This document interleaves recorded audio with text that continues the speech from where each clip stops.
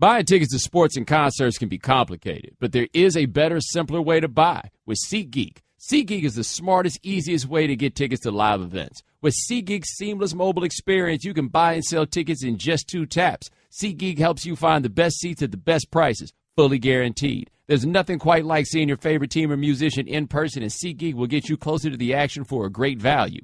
I have the SeatGeek app on my phone, and it's by far the easiest way I've found to shop for tickets. I could be anywhere, and with just a few taps, I can instantly find seats. I actually used SeatGeek to buy tickets to go see the Marlins and experience the whole thing. It was fantastic. SeatGeek is designed to make your ticket buying experience easier than ever. SeatGeek saves you time and money by searching multiple ticket sites to compare prices and find amazing deals. Plus, every purchase is fully guaranteed, so you can shop for tickets on SeatGeek with confidence. Best of all, my listeners get $20 off their first SeatGeek purchase. Just download the SeatGeek app and enter promo code Bomani today. That's promo code BOMANI for $20 off your first SeatGeek purchase. Welcome to the Right Time Podcast. The Right Time with Bomani Jones. Ladies and gentlemen, welcome to the Right Time. My name is Bomani Jones. Thanks for listening on ESPN Radio and the ESPN app. We are presented by Progressive Insurance. You can send us a tweet at the 1-800-Flowers.com Twitter feed. That is at Bomani_Jones. The saga of Ezekiel Elliott and his accuser and the NFL roll on. I feel like it is the saga of all three, and it should be discussed as the saga of all three. As one thing that the three of them have in common is what keeps us coming back to this story, even though there's nothing really to come back to right now. And what do the three of them have in common? I have no reason to take the word of either party involved in this. In fact, I don't even know if either is the right word since it's 3 of them, right? But we got 3 sets of people here in whom I have little to no trust. Little to no trust. I got Zeke. I don't know that dude. I ain't got no reason to trust what he says. I got the NFL. I do know that dude, and that's why I don't have reason to trust what he says. And then on the other side, we have the accuser. And so the accuser becomes its own interesting sort of thing because we got a couple things that wind up at play in matters of domestic violence. I've talked about this before. It's a bit complicating, but the problem is we're not really prepared to have complicated discussions about these things. We just now got y'all to the point of being like domestic violence bad. And, in fact, we don't even have y'all all to that point because the savage things that people have been saying to me on the internet today about this woman is like, whoa, about that woman, other woman, man. I had people coming up and telling me, one dude told me today, and with all the seriousness in the world, that more people, or more women to be specific, lie about being abused than there are women who are actually abused. Right. He told me that. And so I've had some questions about Ezekiel Elliott's accuser. I think that she has credibility issues. The NFL even touched briefly on it in their report that, yeah, there were some things that she said that were not necessarily true in the course of that investigation, right? So I've got all these sides of people, none of whom possess any level of credibility. And what I don't have is the actual report, right? I've got a memo that gives some summary, basically, of why the NFL did what it did, but I don't have their full report. And now, of course, we know at some point we're going to get that full report because somebody's got their hands on the report and somebody has some incentive to get said report out in public, right? We're going to wind up with the report. We just don't have the report right now. But Charles Robinson of Yahoo Sports, he got his hand on some of the report. And in that report, there is a portion, and there's, remember, a 160-page report that we have here. In this, there's a text message exchange where Elliott's accuser was talking to a friend of hers about ways that perhaps they could blackmail Ezekiel Elliott, including perhaps releasing a sex tape.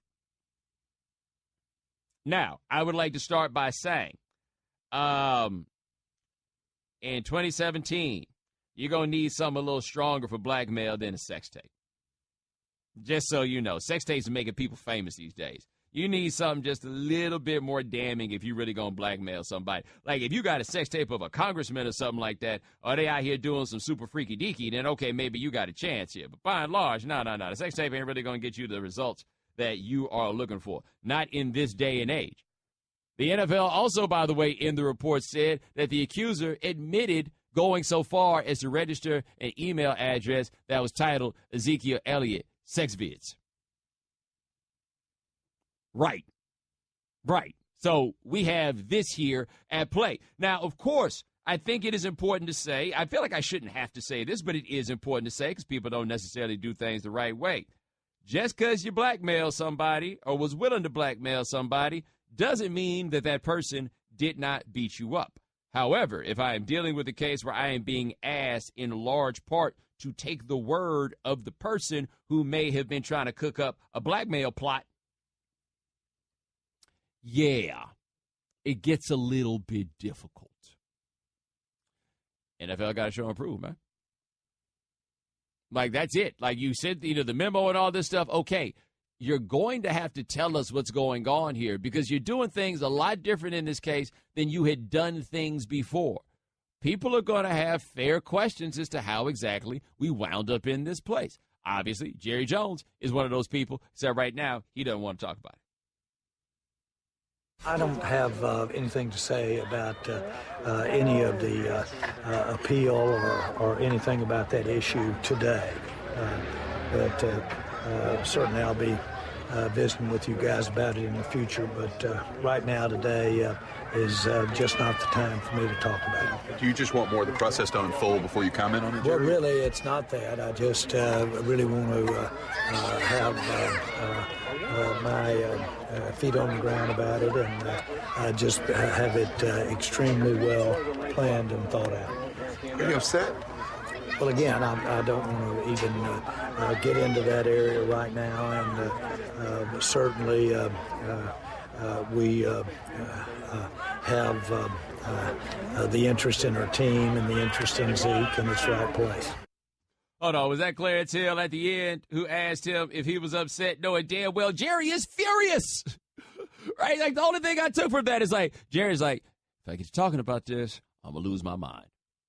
Right? Like, Jerry is absolutely furious about this. That's where this comes down. But now, where this gets so hard to talk about, right? Because, yeah, there's what happens actually on the field, what happens with the league office stuff, and they'll get that stuff figured out, right? But for me, I think that we get a value as observers here from the discussions that we have here. I think that we have some ways of, like, bringing light to certain ideas and just hearing what people think about things, and I think that there's a positivity that comes from that as a result, right? It is so hard to talk about this. It's so hard to talk about this because I feel like people on both sides are tripping. On one side, we have not even tripping on this side, but there is it's kind of a built-in difficulty. And where the difficulty is that overall people have a difficulty believing women. It's not just women in these situations. It's that we have a societal problem with people not taking the words of women. Basically, the words of any marginalized people. The move always is they be lying, right? However, we have evidence that indicates that it is very, very, very, very, very, very, very rare that a woman makes up an allegation of being beaten or being raped. That doesn't happen very much. As a result, when somebody does make an accusation, we have a tendency where we're going full bore on defending the accuser, even if we don't necessarily have a great idea of what has gone on. A big part of why we do that with the accusers is we've been so bad with accusers for so long that we need to demonstrate to people when they step forward that at the very least we're willing to entertain what it is that they're talking about. The problem is we're operating in a society where we operate with the initial premise of innocence until proven guilty. Like, that's typically how we start off, except in these cases because we've been way too far on the innocence until proven guilty program. We do have a lot of people who start on the guilty until proven innocent, and their case is one born of statistics. And so by logic, I see where they are coming from. Except we can't do that, right? So, like, I'm on Twitter, and I made a point. I'm like, look, this is a tricky situation because I feel like all parties involved have credibility problems. Somebody's like, oh, so what's tricky? You saying football players should just be able to beat people up? Hell no, I'm not saying that.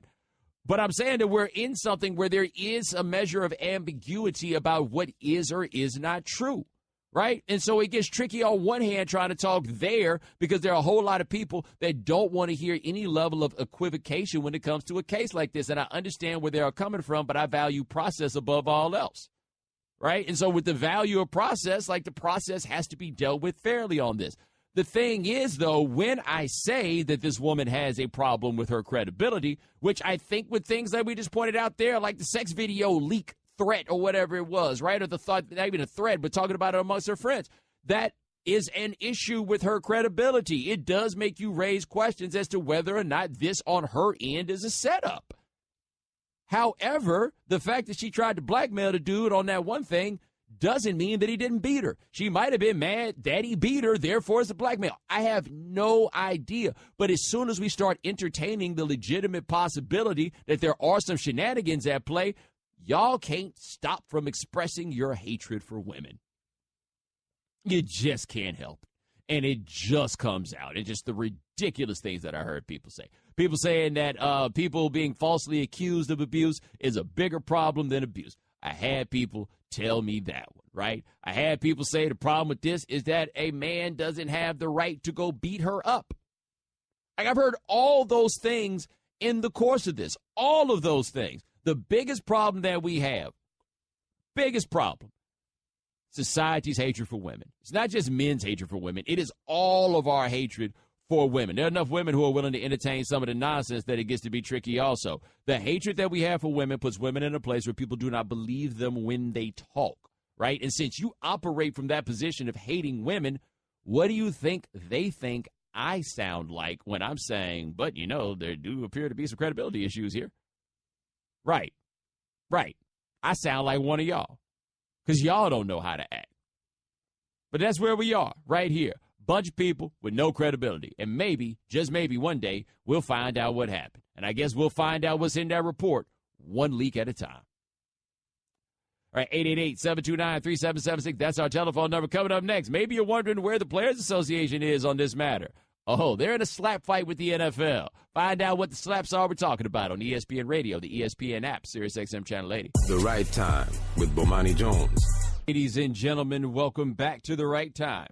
My name is Bomani Jones. Thanks for listening on ESPN Radio and the ESPN app. We are presented by Progressive Insurance. Field Yates of ESPN will join us next segment. Field Yates will join us at 4:30 Eastern. 888-729-3776. That is our telephone number. And hey, it's time for Straight Talk, brought to you by Straight Talk Wireless. Best phones, best networks, no contracts. So, we talked about the Ezekiel Elliott suspension just a bit last segment. It's got a little weird today. So, Charles Robinson of Yahoo got his hands on portions of the NFL's 160-page report. He put out a portion where Ezekiel Elliott's accuser apparently was going back and forth with a friend about ways to perhaps blackmail Elliott. And so this part has gotten out. I guess this is a move probably made by Zeke's people to try to throw a wrench in the notion of the credibility of the accuser. This is a statement from Joe Lockhart. He is the NFL Executive Vice President of Communications, and he says as follows. Over the past few days, we received multiple reports of the NFLPA spreading derogatory information to the media about the victim in the Ezekiel Elliott discipline case. It's a common tactic to attempt to prove the innocence of the accused by discrediting the victim, in this case, Ms. Thompson, when coming forward to report such abuse. Common or not, these tactics are shameful. Efforts to shame and blame victims are often what prevent people from coming forward to report violence and or seek help in the first place. The accused by discrediting the victim in this. Oh, this is a double print. Sorry. So the big one, yes, common or not, these tactics are shameful. Efforts to shame and blame victims are often what prevent people from coming forward to report violence and or seek help in the first place. And I suppose we give the NFL a round of applause on some we're trying to do this right this time. Right? Like, I guess that's where we are. They are trying to do this right this time, and what they are saying is correct. Now, at least correct in terms of what often happens with victims and not wanting to come forward. Here's what we have on the other side. The public statement issued on behalf of every NFL owner is a lie. The NFLPA categorically denies the accusations made in this statement. We know the league office has a history of being exposed for its lack of credibility. This is another example of the NFL's hypocrisy on display in an attempt to create a sideshow to distract from their own failings in dealing with such serious issues. They should be ashamed for stooping to new lows. Slap fight has begun. Now, of course, this gets to be a little bit uncomfortable when you talk about these two sides having a slap fight, because it's kind of sort of a matter of principle in terms of how a union deals with the bosses on the other side. At the same time, it also is about what is, at least on its face, a very, very serious matter, and there's a woman's life and experience that is allegedly, at the very least, in the middle of this, and it does feel weird when there's a battle going on back and forth with them where it's really not about the person in the middle, but everybody's pretending as though it is, right? Now, I don't know if the NFLPA is lying about any of this or not. I do have this question, though. Like, people have made the argument that somehow Zeke needs to be able to prove that he did not assault this woman, and I don't know how you do that. Like functionally speaking, I don't know how you assert a negative in this particular case unless there's some level of alibi that he could provide. I really don't know how he could do that. Now, that's not to say that I think he did not do what he was accused of. I'm just saying that burden of proof there where he has to prove he didn't do it. None of us want to wind up in that sort of place, right? None of us want to wind up in that situation. Like, it's functionally flawed, but it's also just kind of wildly unfair, that idea. Well, prove to me that you didn't do it. No. That's not the way that we want to play this game. On the other side, I think the NFL makes a fair point that very often victims are discredited in this way, and this is what dissuades victims very often from coming forward. However, if most of this hinges on the word of the accuser, I don't know what other approach there is to take to defend yourself other than to discredit the accuser. Right? Now, I'm not here for the idea of, like, discrediting an accuser based on things that don't really have anything to do with what we're talking about, right? So if it's just like, hey, she says I beat her, yeah, but let me tell you about all these dudes that she done got down with. Well, yeah, now we got a problem there. Like, discrediting the accuser in that way is a bit problematic. But if we're being fair, what else are they supposed to do? Like, I saw something yesterday, it was this morning, from a lawyer in Durham who was talking about how he became a criminal defense attorney. And he was just talking about how he has these people who look at him and they don't understand how in the world he could ever be a defense attorney or how he could sleep at night being a defense attorney. And I'm like, wow, people really feel that? Like, there is some right that you have, at least within the criminal justice system. Now, the NFL's thing is not the criminal justice system, but you got a right to defend yourself. And I'll never be one that infringes upon somebody's right to defend themselves. I also think that the rights of the accusers in this case do matter, and what happens with them does matter. And we have larger macro issues where we do want to create a set of circumstances where it is conducive for people to come and talk about the things that have happened to them. We do want that. But if I'm the one that you saying did it and I think you're lying, then we about to discredit you. As would be the case with anybody in that situation, and, by the way, which is kind of the reasonable expectation once it goes there. Now, I've said before, and I will say this again, if Ezekiel Elliott is lying, he is a lowlife. And there's no other way around that. Like, if he's lying and he's pushing this in this way to protect a lie, he is a particular sort of lowlife. And there should be no way that we ever square up and look him in the eye ever again if he is really pushing this as a lie. I don't know from where I sit whether or not he's lying. I don't know from where I sit whether she's lying. I don't know from where I sit whether the NFL is the people I can trust to determine whether or not all this truth is happening. Like, I don't know anything that's going on here. So we got a 6-game suspension, and that brings us here for a sports reason, because this could drastically alter the landscape of the NFL, which, I mean, if we're being honest, the reason why you listen to this radio station is because you care about the landscape of the NFL. So, like, this does wind up mattering in the most trivial way that I understand is the thing that you find to be most important in many cases. Like, that's how you wind up here. I get that. But I don't know what's going on with it. I don't know how this is ultimately going to be resolved. There's going to be an appeal with Harold Henderson. We've seen him uphold suspensions on appeal. We've seen him cut suspensions down on appeal. I don't have a great answer for what it is that Harold Henderson is ultimately going to do there. I don't know how this is going to be resolved. I don't know what the answers are going to be. And part of why I don't know what the answers are going to be is I don't really have a great idea what the answers should be. Like, this is probably going to shake out at the end, and if I don't get a whole lot more information, I'm just going to be in a place where I'm forced to take everybody's word. Or file one person. I don't know, right? But a suspension or a penalty is going to come down, and then we're going to go from there. I'll give you this to consider, though, before we go to break. I contend that regardless of what happened here with the woman in Columbus, pulling the woman's top down at the St. Patrick's Day parade, that was enough for Ezekiel Elliott to be suspended by itself. Like, he need to get himself in check no matter what it is, right? That was enough to me for a suspension in and of itself. And Jim Trotter made a good point yesterday when he had him on, when we had him on. Where he's like, look, if he did what he was accused of, you're going to have to explain to me how he only got 6 if 6 is the minimum. But there's that NFL. You never know quite what they're doing, which is why they can't be trusted. We got one person that may have been trying to run a shakedown. I don't know how I'm supposed to trust her. And I sure as hell don't trust Zeke. Yet somebody's going to give me an answer that all of us, I guess, ultimately are going to have to live with. Straight Talk Wireless, nationwide coverage on America's largest and most dependable 4G LTE networks. All right, coming up next, what is the likelihood that Zeke's suspension will get reduced? We'll talk to Field Yates of ESPN on ESPN Radio, the ESPN app, Sirius XM Channel 80. Handcrafted. It's all the rage. From flour-pressed soap to homemade hot sauce to artisanal pickles, whatever those are. Well, Firestone Complete Auto Care is glad it's catching on because they've been handcrafting repairs since 1926. And their 4,000 ASE-certified technicians work hard every day to help keep cars running like new. Before people were making organic greeting cards and rock jewelry in their basements, Firestone Complete Auto Care has been hard at work in the garage, tightening, torquing, wrenching. And they back that work with their fix-right promise, guaranteeing your car is fixed right, your repair is priced right, and the work's completed right on time. Keep your car running newer, longer. When the road gets rough, you need a set of tires that can get tough. Right now at Firestone Complete Auto Care, you get $70 by mail on a Bridgestone Visa prepaid card when you buy a set of 4 eligible Bridgestone tires. Whatever you drive at Firestone. Offer valid August 10th through October 8th. In-store only. Claim form required. Includes Blizzak. Restrictions apply. See claim form for eligible tires and details. Prepaid card issued by the Bancorp Bank, member FDIC. The Right Time with Bomani Jones.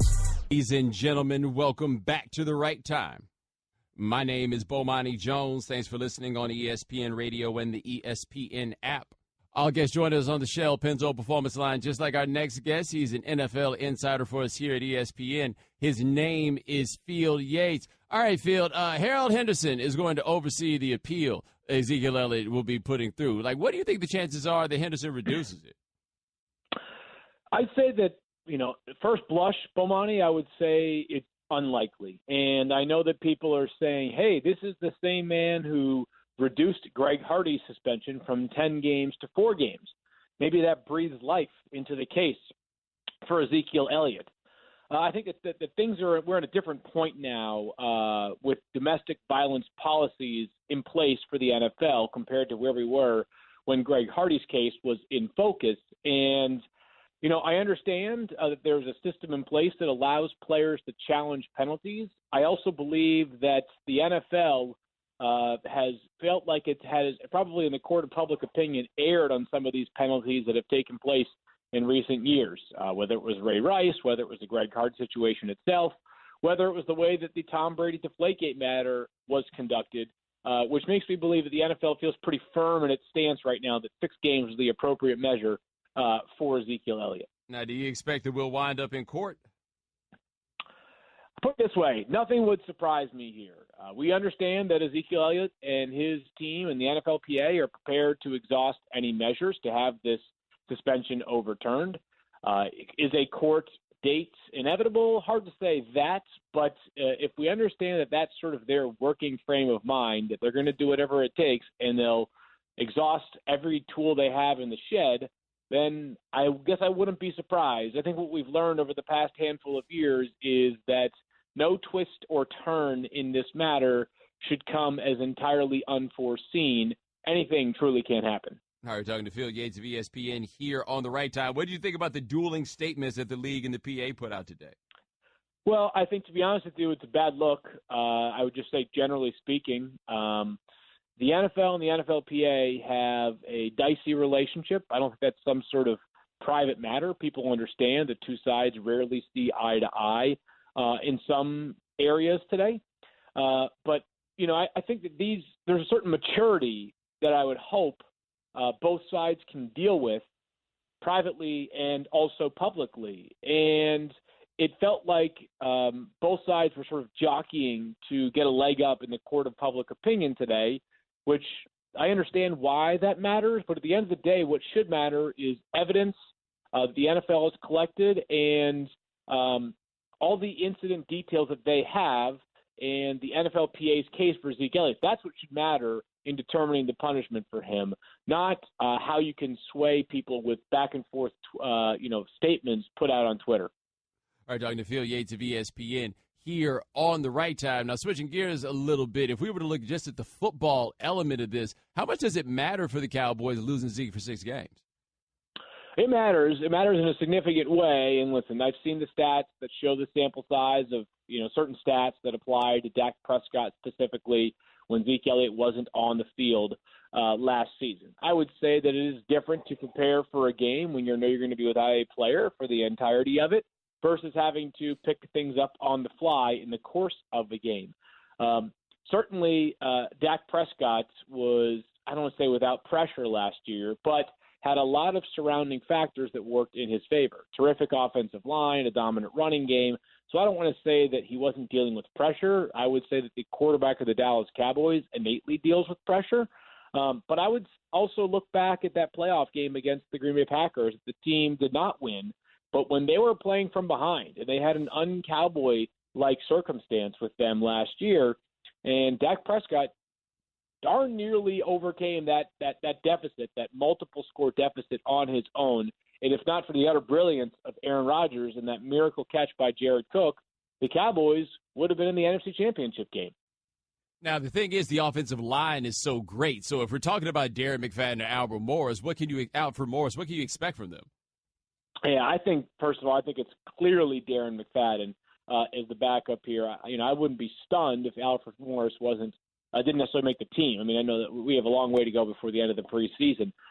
But I do believe that it'll be Darren McFadden that runs as the starting running back for the Dallas Cowboys to begin this year. Expectations are this. Yeah, it's still going to be a very functional running game. I just think the explosive plays that are going to be there when Zeke Elliott's on the field won't be there. And running back yardage is often broken down by coaches as the yards you'd expect them to get based off of the blocking and the yards you expect them to get after the blocking. And Zeke Elliott was able to chew up so many of those latter yards, the yards that, making defenders miss the second and third level or running around or through defenders. And I'm just not so sure that Darren McFadden offers anything close to that, even though he had a 1,000-yard season just 2 years ago. So, yeah, it's a significant downgrade. There's a reason why the Cowboys used the fourth pick on Zeke last year. Almost sounded like this could be the year that Darren McFadden puts it all together. How many years are we waiting for that one? Oh, boy, you have no idea, buddy. You have no idea. Right? Basically, we're talking to Phil Yates of ESPN here on The Right Time. The Patriots picked up Brandon Cooks. They got him with a late first-round pick. How much does he help that offense? It's scary to think for an offense that last year finished third in total points per game, and that included the game where they were just like, we're going to abstain from scoring when they were shut out by the Buffalo Bills in the lone loss they had prior to Tom Brady's return from his 4-game suspension. I understand people are saying, do they need him? They already had such an incredible passing game. Well, they did. I mean, if you think about the elements that he brings to this passing game that they didn't previously have, just absolutely incredible speed.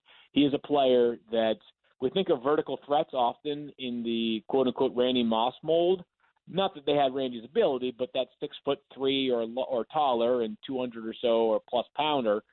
Brandon Cooks, though, because of his speed alone and his ability to avoid contact at the line of scrimmage, he can be the vertical threat for this Patriots offense that they got from Chris Hogan last year, but this is just a superior version. And we also know the Patriots are going to throw a bunch of screens at or near the line of scrimmage for their wide receivers, and I can just imagine how many ankles could be broken with Brandon Cooks. This offense, to me, seems like a steady bet to lead the NFL in points per game and passing yards. Well, I think you make an interesting point is that the short passing game is cool with those impish receivers, but you do need a vertical threat, right? Like, I think that gets lost. What you can do in the regular season is not the same as what you can do in the postseason. Yeah, no doubt about it. I mean, think about how a defense, like if a defense has no threat of a vertical passing game, then it's like, all right, listen, we're going to find a way to bring Julian Edelman or somebody else down. It may not be right at the line of scrimmage, but it's going to be 7 yards as opposed to 17 yards. Well, you introduce Brandon Cooks, and all of a sudden you have to account for different sections of the 53 1/3 wide and 100-yard long football field. So, yeah, I think this Patriots offense has basically every ingredient that you would want out of a high-octane offense. I think the biggest question really is, do they rely on one running back to kind of presume or assume the LeGarrette Blount role, or is it sort of a committee that each week you're getting something different, and that alone keeps defenses on their heels? All right, that's Phil Yates, NFL insider here at ESPN. Thanks so much, my man. I appreciate it. Thanks, Bomani. All right, now ESPN Radio is presented by Progressive Insurance. Now you can test drive Snapshot and see how much you can save before switching to Progressive. Visit progressive.com/snapshot. The Right Time with Bomani Jones. Ladies and gentlemen, welcome back to The Right Time. My name is Bomani Jones. Thanks for listening on ESPN Radio and the ESPN app. Our guest join us on the Shell Pennzoil Performance Line. Thanks to Phil Yates of ESPN for joining us last segment. Charles Robinson of Yahoo Sports will join us in the 5 o'clock Eastern hour to talk about his report on what's in the NFL's report about Ezekiel Elliott. Get instant gold status at Shell. Join the Fuel Rewards program at fuelrewards.com/gold. All right, 888-729-3776. That's our telephone number. To the phone, talk to Ryan from Michigan. Ryan, thanks for calling The Right Time. Hey, Bo. Thanks for having me on.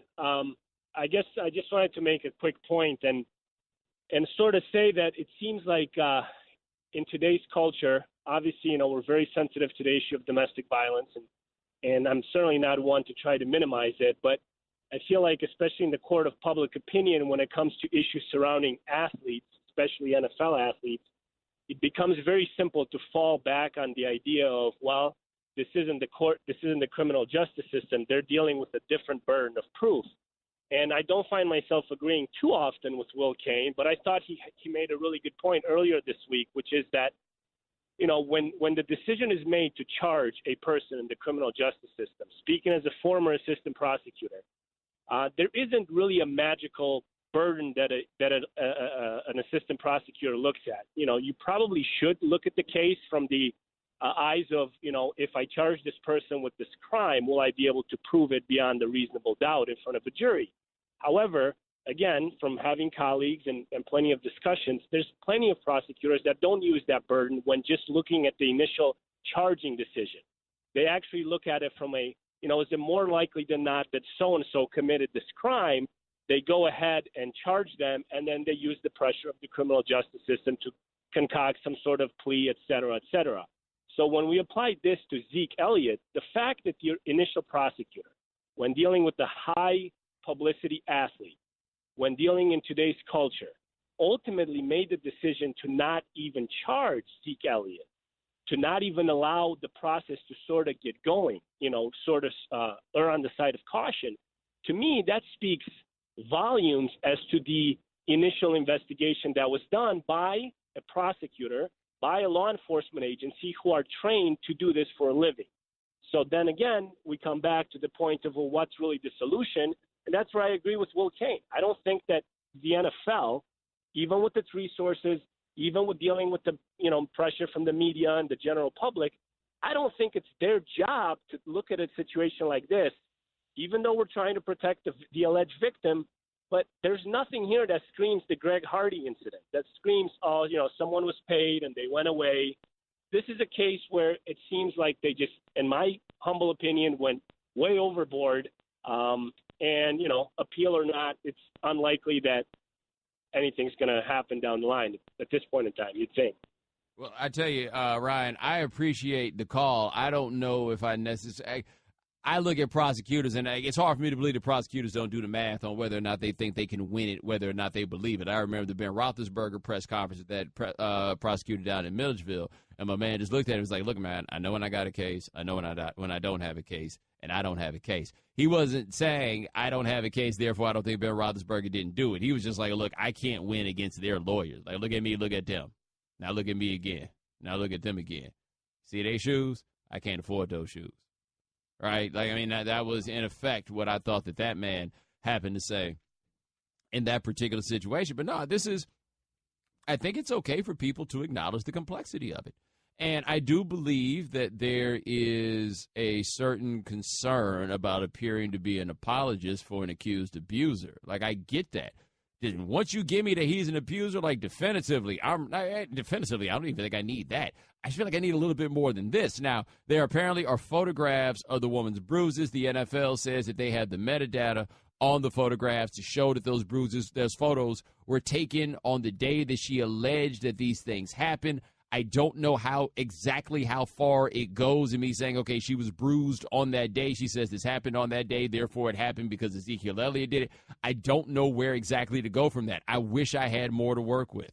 I guess that's the biggest thing for me. I wish I had more to work with. I don't know, but I think it's okay for people to say that they don't know.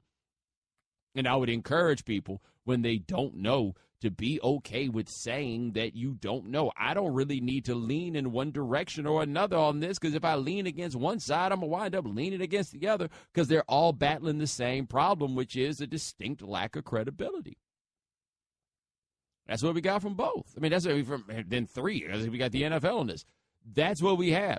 So I just wish that people could be cool with, hey, I don't know. Like, there ain't no sides on this. This ain't about who is your favorite team. This ain't about rooting for one or the other. We don't know these people.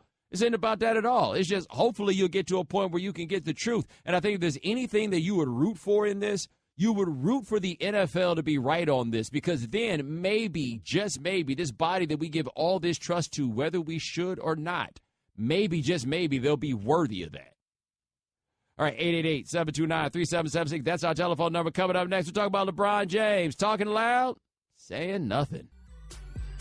Thanks for listening to the Right Time Podcast.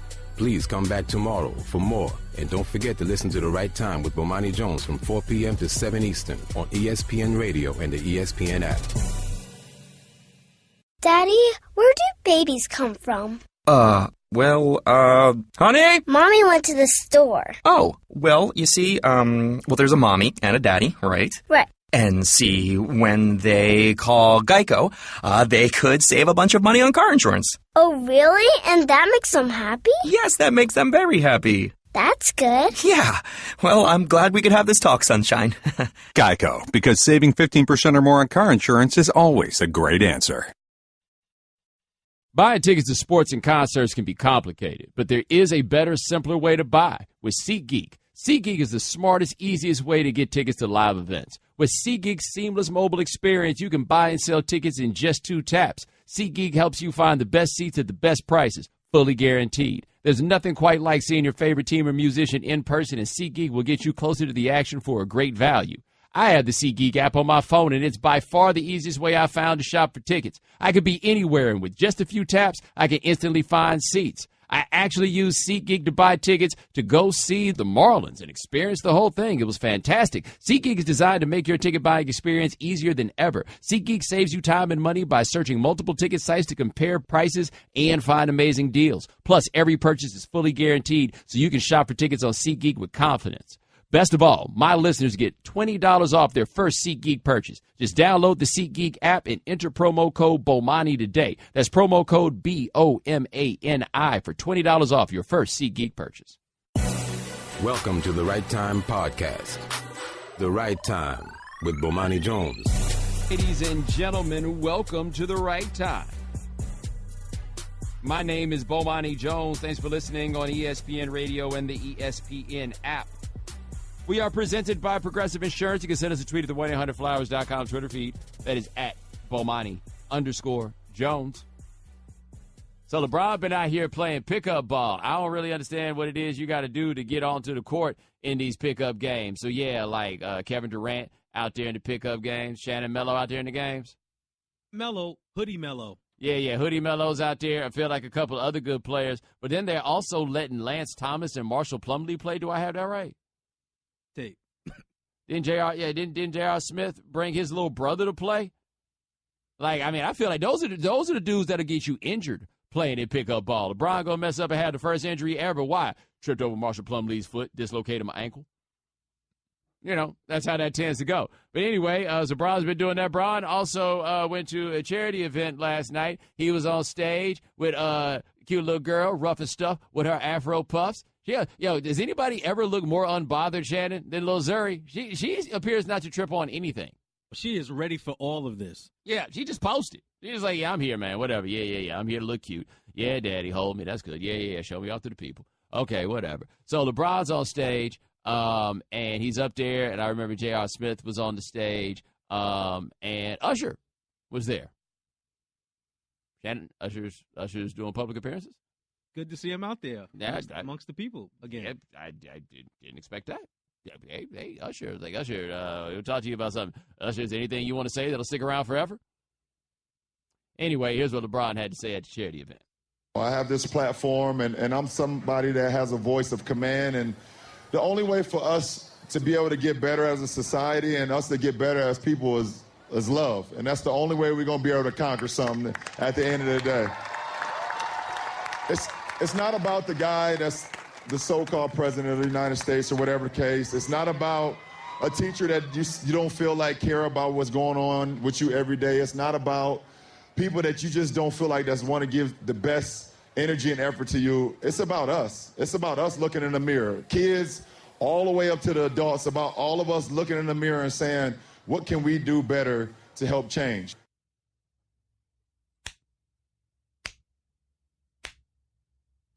Great job, right? Like, I want to be clear.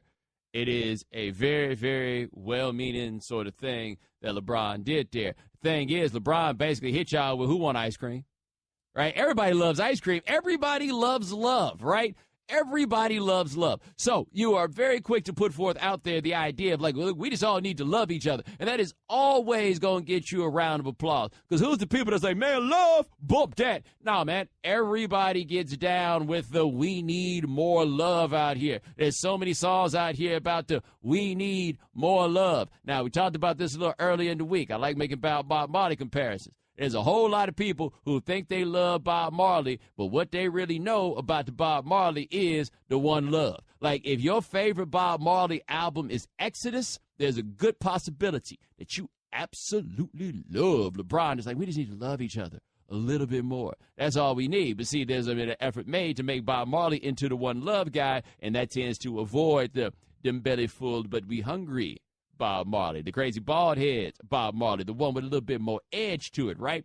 That's when people start getting a little bit uncomfortable with this, right?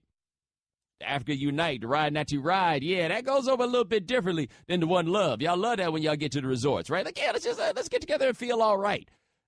Except here's what the problem is that we got out here in these streets, man. You saw what's going on there in Charlottesville. The problem is not the absence of love. The problem is the presence of hate. So the idea that you're going to eradicate this hate with love, nah.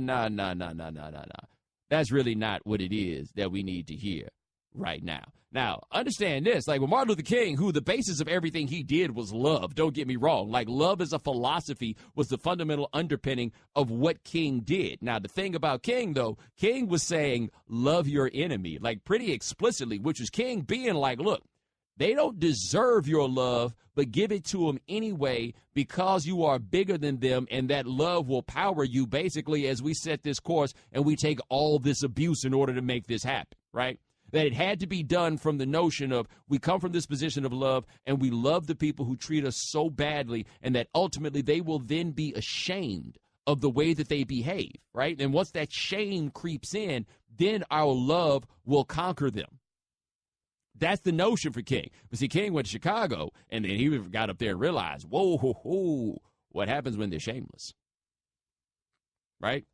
What happens when shame no longer works? What happens when you can put people face to face with how awful they are being, and they look back and be like, yeah, that's me. And that was where King didn't know what to do, right? That's when, like, the things got really tricky for him. He did not know what to do when dealing with someone who was incapable of shame. So, like, when LeBron gets out and talks about, yeah, man, I just, wish you need to look in the mirror, become better people, and then we need to just love one another a little bit more. No, man, what we need, and by we, I mean people like me, and you can determine what kind of people they are on any sort of level. What I need is for people to stop hating me for the mere fact that I exist. Like, that's what we need. So when you tell everybody to love each other, what you do there is nobody's actually wrong. Like, yeah, he said something about Trump. And it's like, oh, I had people in my mentions a little while ago because I said on Highly Questionable, but I was like, LeBron didn't say anything there, and I don't think he said anything. And like, you did say something. He denounced the president. The president has an approval rating in the 30s. Like, this is not hard to do. Like, saying something bad about Donald Trump is not the most courageous thing in the world to do. Now, somebody might be like, I don't see you saying nothing bad about Donald Trump. You are correct. My bosses frown upon that sort of thing, and I'm on their airwaves, right? No, I don't. I'm very careful about the way that I go about doing this. LeBron got all the juice in the world, man. Saying something bad about Trump or saying that he's the so-called president, again, his approval rating is in the 30s. This is not a position that puts you on the side of being unpopular. What does run the risk for you of being unpopular is saying what we need here is for people to stop hating us, right? And I don't feel like the standard that you should have to treat me with a basis of respect is that I got to love you. I got all kinds of people I can't stand that I treat with respect. I got all kinds of people I don't like whose humanity I manage to respect and honor and dignify because that's just what you're supposed to do. I am not willing to tell you that I love you in order to get you to treat me right. That's asking for way too much. Like, you treat me like boo-boo, and then I'm supposed to say I love you, and then you be like, oh, okay, now I'll treat you okay. No, I refuse. That's not what it is. That's not how it goes. I don't operate from that initial point on a philosophy. I operate from, hey, man, how about you just treat people with respect? I don't care about how you feel about me. I care about whether or not you treat me with respect. And what seems to be apparent is a distinct lack of respect for those who have done nothing to merit losing it. Now, some people have definitely done enough to like, no, you are not worthy of my respect. Like, I ain't out here saying, like, yo, you need to show the Nazis some respect. No, ain't no respect for that. There shouldn't be any measure of respect for that. But I'm asking those jokers when they show up, like, what's your beef? Who do you have a problem with? How have you determined that these other people are so unworthy of your respect? Like, how did you determine that those people are unworthy of basic human dignity? And when you start squaring up with people like that, then I feel like we start getting somewhere. And when you start doing that, that's when people start getting a little bit uncomfortable, right? So when it's like we all need to love each other, it becomes a we, it becomes an all. And very rarely does anybody have to do any real level of personal introspection, right? It becomes about, yeah, as a society. No. LeBron in that says that you all need to look in the mirror and yeah, whatever. No, what needs to happen is we have a society that has largely been based on hating groups of people. Stop doing that, right? And if you are in the group that is of the privileged position where somebody actually like really listens to you when you talk about this, then get out here and say something and tell people to stop doing this. But our problem is not a lack of love. Our problem is an abundance of hate. And I feel like in a position where LeBron is, we need to talk more about the root cause of this hate, which is racism, than just saying, come on, guys, let's just love each other. And we'll realize that not everybody, that people aren't so bad. Nah, man, shake your insecurities just a little bit and ask yourself why you cleaned this racism so tight. Like, ask yourself why the one thing you feel like you got in this world that you can lord over people is the color of your skin. Then you got a chance of, like, actually creating some level of solution.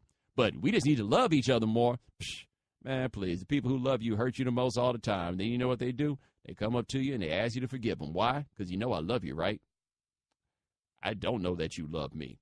Just show me some respect and we good. All right, 888-729-3776. That's our telephone number. Coming up next. Yeah, so I wasn't so kind to LeBron for his statement. Wasn't bad. Just didn't think it was very much. But there's somebody who I wanted to hear from even less, and he decided to talk. Find out who it is on ESPN Radio, the ESPN app, Sirius XM Channel 80. The Right Time with Bomani Jones. Ladies and gentlemen, welcome back to The Right Time. My name is Bomani Jones. Thanks for listening on ESPN Radio and the ESPN app. We are presented by Progressive Insurance. Charles Robinson of Yahoo Sports will join us next segment. Charles Robinson of Yahoo Sports will join us at 5:30 Eastern to talk about his report on the NFL's report on Ezekiel Elliott. 888-729-3776. That's our telephone number. We talked about LeBron and what he had to say about what was going on in Charlottesville, although I don't know how much he really said about Charlottesville. He just said everybody need to love each other more, to which I said, well, you can't see the I didn't think very much of it. Anyway, let's hit the phones and talk to George and Raleigh. George, thanks for calling The Right Time. Bomani, I appreciate you taking my call. I just want to say I love the show, and most important, I love the fact that every time I listen to your show, there's at least once during it that I stop and have to think or rethink about something that I thought I knew or believed in just because of something you said, and I appreciate that. I appreciate that, man. And the biggest thing that I see is we've spent the last year talking about Colin Kaepernick and how in protest by sitting during the national anthem, how horrible that was. As a former member of the military, I myself would probably, I'm one of those, but I'd probably pick another way. But I've never criticized and I've never thought that it was the most horrible thing in the world. And so we got three people here. We got a group that wants to riot or drive through a crowd and kill someone in Charlottesville, and the approach that group chose to take. We got LeBron, like you said, that just it's good speak. It just doesn't do anything. And then Colin Kaepernick took a stance and then was active. And why do we choose? Why is he the worst of the things? In the last 12 months, he's the worst of everything. When you hear people talk about it, about how bad it was, and how they left watching the NFL and they didn't want to be a part of it. And in the end, he's the only guy left that took a stance, put it all on the line, and did something about it with no violence. Well, let me tell you, George, I think that's an interesting point you make, and I appreciate the call. And remember this about Kaepernick. When this all first jumped off of Kaepernick, people were like, okay, so he did that during the national anthem. I just want to see what he does next. And he's been doing next, right? It's not necessarily for all the cameras and everything to see, but he's been doing things, consistently been doing things. You know, your rights camps and putting his money down and all this stuff. The dude has been out there actually doing things. Now, one person I saw when LeBron said we all need to love each other was like, okay, but what you gonna do now? The dude that went out here and actually did something, like, okay, well, nobody wants the headache. Because who wants charitable contributions on the roster? 888-729-3776, that is our telephone number. Now, one thing so there are people who like for their athletes to speak on social issues. Let's be clear about one thing. The people who want their athletes to talk about social issues are overwhelmingly liberal. The reason is because athletes wind up being probably the best messengers, the most visible messengers they think they could have for the people on their side, right? I think it's a thing with black people much more than it is with white people because black athletes have done so much to carry the mantle throughout history on very important social matters, right? So there's a lean like, we need athletes to say something. We need more people to say something. Here's the problem. We need more people to say something. We got to have a vetting process, right? And you can't this just can't be like a line at the town hall meeting. Anybody got questions? All right, y'all just come up here and lie. No. You asked for too much there, right? Yeah, that's not the way that you wanted to do this. You really want there to be a bit of a vetting process, because if you don't have a vetting process, you get Des Bryant on Twitter, right? And Des Bryant was asked about the national anthem, and he told the Dallas Morning News, whatever they got going on with that, that's them. I don't really have nothing to say about that. And you know what? Good job, buddy. Good job. If you don't have anything to say, I don't want you to say nothing. Like, that is fine, right? Now, we can raise questions about whether or not you should have something to say, what level of awareness it is that Des Bryant should have. I don't know. If he ain't got it, right there, I don't really have nothing to say about that. Boom! Stop right there. There you go. Keeping in mind, again, that he's on a team where the head coach is absolutely leaning on them to not do anything during the national anthem, with an owner who's absolutely leaning on them to not do anything during the national anthem. And Dez got on to Twitter, had a few different retweets back and forth with people. He says, don't quote me on nothing. Y'all asked me about it, and I wasn't in the mood to talk about it. Not saying I don't care about it. And then he said, I got a family to feed. And he said, bruh, it's the wrong place and time to be talking about that. I care about my black people. At the same time, I have a family. And, dog, Dez told you in the first place that he didn't want to talk about it. And then what y'all do? Y'all got Dez to talk more. And what good happened when Dez started talking more? There's a lot of people I find out here that y'all try to request to say things in moments, and then you realize, actually, I didn't need that person to talk. I was better off when that person did not talk. Dez owes me nothing, man. In terms of that, that's just not what I'm here for. That's not what I'm here for, right? Not at all. Not at all. By the way, I found out before the show, did you guys know that Cole Beasley beat Des Bryant in the game of one-on-one? That's right. Open your mind. 888-729-3776. Let's hit the phone talk to JJ in North Carolina. JJ, thanks for calling the right time. Hey, Buddy Wani, I love your show, brother. I think you're the funniest man on ESPN by far and away. Thank you, man.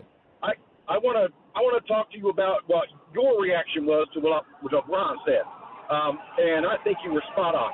I'm a white man living in the South, and you do not teach people how to love. You teach people how to hate. And so I agree with your point wholeheartedly. And as far as the Kaepernick thing, and with the stance on the national anthem, hey, do what you want to do. It's not on me. It doesn't have anything to do on reflecting on me. I see many, many people in the stands at games that are disrespecting the national anthem in more ways than one. Don't take your hat off. Don't put your hand across your heart. Talking, drinking, laughing, whatever. Nobody says nothing about them, but I go to a sporting event and I see that. I don't like it, but that's their choice to what they want to do, and you'll hear nobody talking about that. Nah, there's something to that, man, and I appreciate the call. I think, and I talk about this with LeBron. LeBron's like, everybody wants to love each other, man. Nah, man, just stop. Like, this hating thing is the part that's beyond me. Like, I look at those cats when I saw them out there in Charlottesville and all of them. I'm like, dog, why are you so mad? Like, seriously, like, what? Or more accurately, what is it that you so mad about that I don't have grounds to be mad about? Right? Because I ain't that mad. I'm not. Why are you so mad? Like, what is this giant problem that you have? And the answers don't really come anything other than, we're losing the country, bro. Like, all of it boils down when you, like, get to it, like the white nationalist thing, and, like, when they're trying to stop the eradication, like, we're losing the country, bro. Standing up for statues in a country that lost its country. Like, that horse, been done left the barn. Yeah. And that's what fascinates me. Brought to you by Firestone Complete Auto Care, keeping cars running newer, longer. Whatever you drive a Firestone. All right, 888-729-3776. That's our telephone number. Coming up next, we'll talk to Charles Robinson of Yahoo Sports. Just how ugly is this Zeke Elliott versus NFL thing going to turn? We'll get his insights on ESPN Radio, the ESPN app, and SiriusXM Channel 80.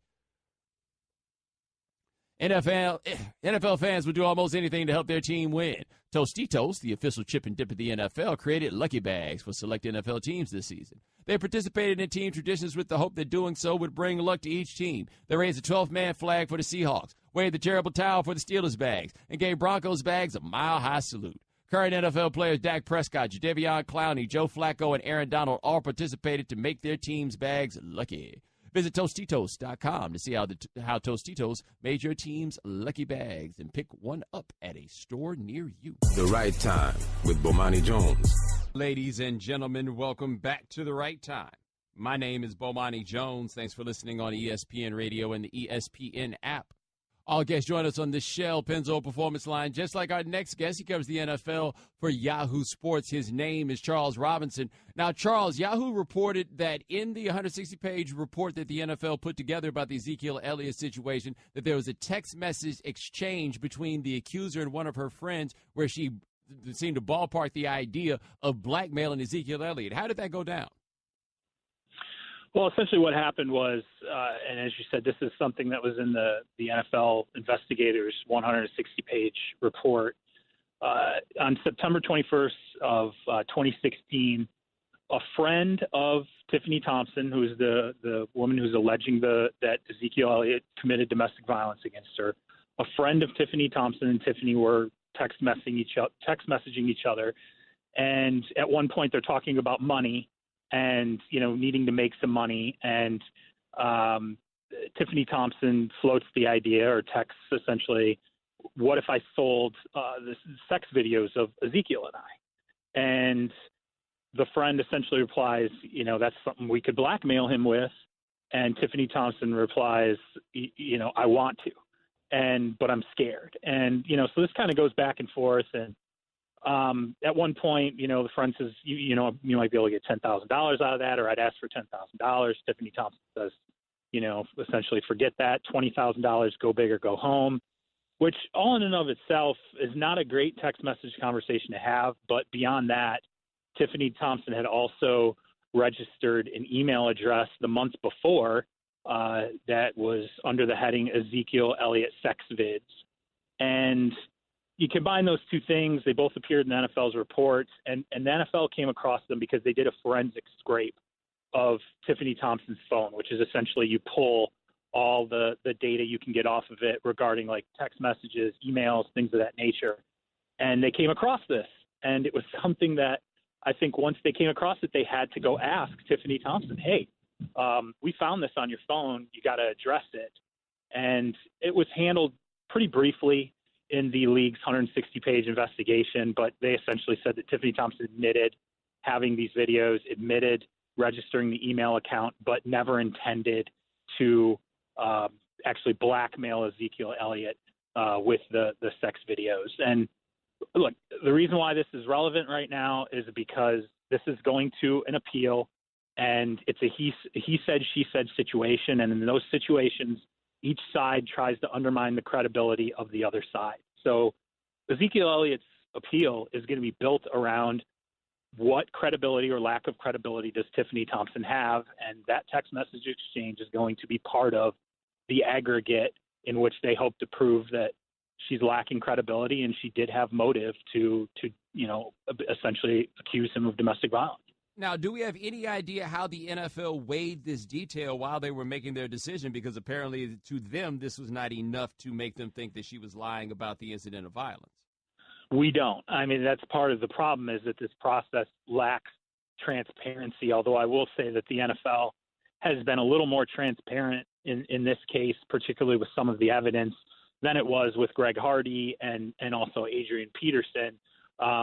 They were a little more expansive when they suspended Ezekiel Elliott for the 6 games. But in totality, what the NFL said was, look, we know that Tiffany Thompson made some mistakes. They referenced this incident she had with the Columbus Police Department where she was essentially caught misleading investigators. And then, there was an affidavit signed where she appeared to coerce another witness into lying to police officers about a domestic incident that actually didn't occur.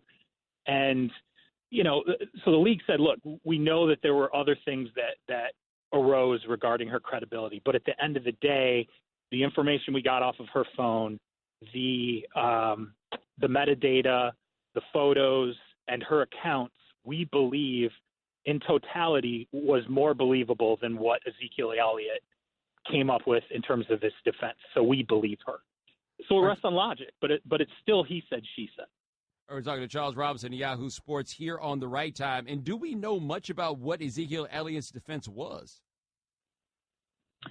In terms of, the NFL did expand on that a little bit. The NFL said we gave Ezekiel Elliott's side essentially opportunities to say, how did, during this week's time where Ezekiel Elliott and Tiffany Thompson shared a room together, how was it that Tiffany Thompson was appearing with all these bruises and marks on her body? She was by taking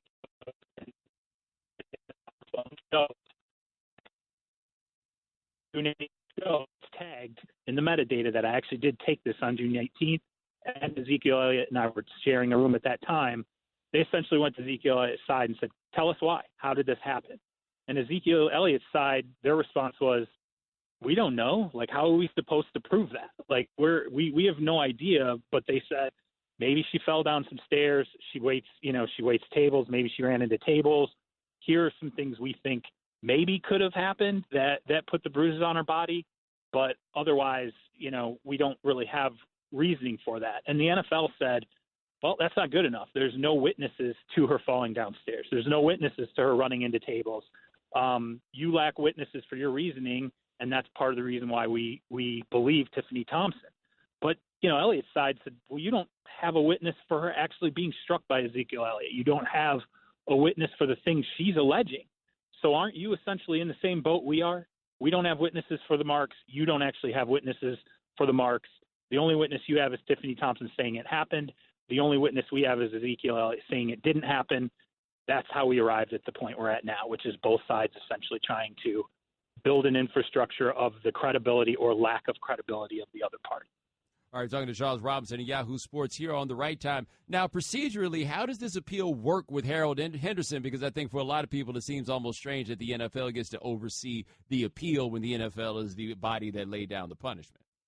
Right. Procedurally, because of the CBA's rules, Roger Goodell, the commissioner of the NFL, has the opportunity to either oversee the process himself, he can designate an arbitrator, and that arbitrator could be someone of, Harold Henderson, who has handled these arbitration cases in the past, which is, he did the Greg Hardy case, he did the Adrian Peterson case, or he could have gone essentially, quote unquote, outside and chosen an independent arbitrator, someone who has no ties whatsoever to the NFLPA. Harold Henderson's an ex-NFL executive, so he could have gone outside and say gotten a judge or gotten a prosecutor, someone of that ilk to oversee it. Instead, he chose Harold Henderson. Now, what happens at the end of this month? I want to say August 28th or 29th.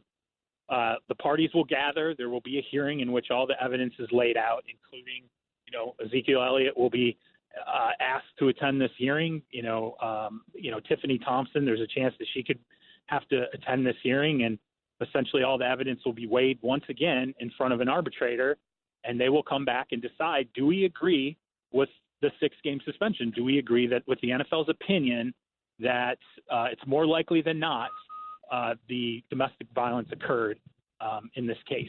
And that will determine essentially whether or not Ezekiel Elliott's suspension stands. All right, that's Charles Robinson. Check him out at Yahoo Sports covering the NFL. My man, thanks so much. I appreciate it. Absolutely. Thanks, Bo. All right, now, ESPN Radio is presented by Progressive Insurance. Customers who switch to Progressive save an average of $500. Call or click today and find out if we can save you hundreds on your car insurance. The Right Time with Bomani Jones. Ladies and gentlemen, welcome back to The Right Time. My name is Bomani Jones. Thanks for listening on ESPN Radio and the ESPN app. All guests join us on the Shell Pennzoil Performance Line. Thanks to Charles Robinson and Yahoo Sports for joining us last segment. Baseball season rolls along. Tune in tonight as the Twins host the Indians, presented by Indeed.com. Coverage begins at 7:30 Eastern on ESPN Radio, ESPNRadio.com, and the ESPN app. 888-729-3776. That is our telephone number. We talked a little bit about LeBron James earlier. Let's hit the phone. Talk to Matt in Reno. Matt, thanks for calling The Right Time. Hey, how's it going, Bomani? All right. Big fan. I just had a couple things, and since I've tried to get on before and it never worked, I'll bring back some history stuff up. First, as far as Cap not having a job, I think people overlook the fact that last year he was coming off of 2 surgeries, and as being from Nevada, that's the last time that University of Nevada, Reno ever did anything relevant in football was when Cap was there. So I think he's getting overlooked based on skill alone. And as far as all this nonsense down in Charlottesville and what LeBron had to say is just that, like you said, I mean, he wasn't saying anything, and it's not going to help solve the issue. Thanks. All right, man, I appreciate it. And to be clear, I don't think it's his duty to necessarily solve the issue. By the way, on LeBron in that statement that he made, hey, can y'all pull that up right fast? I'll tell you when to stop it. We're not going to play the whole thing necessarily, but as I recall, that there was a thing that LeBron had to say about that, or in the course of that, where I was like, okay, LeBron, baby, I know you're not the only person that has made this here simple mistake, but it's a mistake worth discussing. Go ahead and press play. I have this platform, and I'm somebody that has a voice of command, and the only way for us to be able to get better as a society and us to get better as people is love, and that's the only way we're going to be able to conquer. Go ahead and stop it. Somebody at ESPN is very kind to LeBron. Shannon, did you hear how that part actually has started when he said it before? One more time. Not on that one. Not on the one we got here. He's like, what's going on in Charlottesville, North Carolina? Come on, man. How many people think that Charlotte, North Carolina is like the only place that has the word Charlotte in it, right? I have heard more about Charlotte, Virginia and Charlottesville, North Carolina than I could ever possibly imagine. Now, to be fair, Charlottesville is very close to North Carolina. Shannon, right over the line on 15. Charlottesville, Virginia? Yes. Oh, no. Charlottesville, Virginia is kind of in this middle north of Virginia. So yeah, but you take 15, get right over, like, get on US 15 out of Durham, go straight up there. And it's like, it ain't that far, right? But it's in Virginia. Shannon, did y'all know that? That your whole state has given Charlottesville away to North Carolina? Realized they were up for trade. Well, that's good to know. And let me tell you who's really not trying to get mixed up with Charlottesville, Virginia right now. Charlotte, North Carolina. Yeah. Like Charlotte, basically in this story, I feel like Charlotte, North Carolina is the Jaron Collins. Like, no, I know. Yeah, look alike, not me. That's the other one. That's the other one. Charlotte's like, nah, man, we had our problems a couple of years ago. Now, somebody gonna be talking about boycotting that arena and not doing concerts there. They're like, come on, man, damn, we already been through this. We trying to get the All-Star game back. 888-729-3776. That's our telephone number. By the way, we done all this talking about Colin Kaepernick. We haven't really heard from a guy whose career is kind of inextricably linked to Kaepernick's, and that would be Alex Smith. By the way, Alex Smith finds it kind of insane that Kaepernick doesn't have a job. It's hard to even comment on it. A lot going on in that landscape right now. Certainly when I was there, he was playing at a really, really high level, right? He's had a lot in front of him as a career goes, playing really good football. Crazy to think that he's not playing. Yeah, that's a crazy thing because, like I said, as good as he was playing, young, strong, felt like he had a long career ahead of him, and crazy that he's at this point out of a job. Gotta say, Alex Smith, kinder about that than I expected, Shannon. I totally expected him to be like, he all right. You know, he ain't me, but he all right. I credit him for being the big man here. I wasn't gonna say bigger man because there's no one to compare to, but way to go there, Alex. Or I hit him with one of these. What can I say? Slow and steady wins the race. I'm shocked he didn't drop it is what it is. Yeah, he was hot back then, you know what I'm saying? But, right now, who got a job and who don't, right? Now, here's one, though. They asked him, Alex, what about if Kaepernick, was a teammate? How'd you feel about that? Yeah, like I just said, Cap and I got along really well. He was always someone that was really, really respectful. He was a really good teammate. He cared. So, yeah. AKA, don't play with me like that, man. I've been through this already. They already trying to get my job away. You trying to get somebody else in here to take my job? Like, that would have been my answer if I was Alex Smith. So how do you feel about him as a teammate? So what you trying to say? Like, what's that supposed to mean? I mean, like, Alex Smith see the writing on the wall, man. They finally hit the wall last year where they were just like, okay, ain't but so much winning we can do with this cat. So they went and drafted a dude who will not at all be ready to play this year, just knowing we got to come up with some sort of strategy for this down the line. Kaepernick, however, ready to play this year. And if we know anything about Andy Reid, Andy Reid got to be looking at Kaepernick like, hey, I could do some things with this. Right? Like, we've seen all the quarterbacks who have managed to fascinate Andy Reid. Andy Reid's looking at Kaepernick like, oh, yeah, send him through. Send him through. In fact, I got a whole playbook that I've been working on that I've been wanting to use, except I had Alex Smith, and I couldn't really do it like that. Yeah, bring it on. We can do this. Meanwhile, Alex Smith over there like, dude, they mess around. Alex Smith mess around and lose his job to Kaepernick one more time. You know what he's coming with after that? He won't be able to hold it to himself no more. We're losing the country, bro. I know, right? One more. We was in the NFC Championship game that year. Yeah, right. And we was wrong. All I got was a concussion. I'm going to lie next time. 888-729-3776. That's our telephone number. Coming up next, this whole Ezekiel Elliott case, just a little bit tricky. Why is it tricky? I'll let you know. Thanks for listening to the Right Time Podcast. Please come back tomorrow for more. And don't forget to listen to The Right Time with Bomani Jones from 4 p.m. to 7 Eastern on ESPN Radio and the ESPN app. Okay, Kevin, for the grand prize of $1 million, what color is the White House? I know this. 5 seconds. Oh, switching to Geico could save you a bunch of money on car insurance? Okay. Judges? That's true, Kevin. They'll allow it. Congratulations. You're a winner. Woo! Geico, because saving 15% or more on car insurance is always a great answer.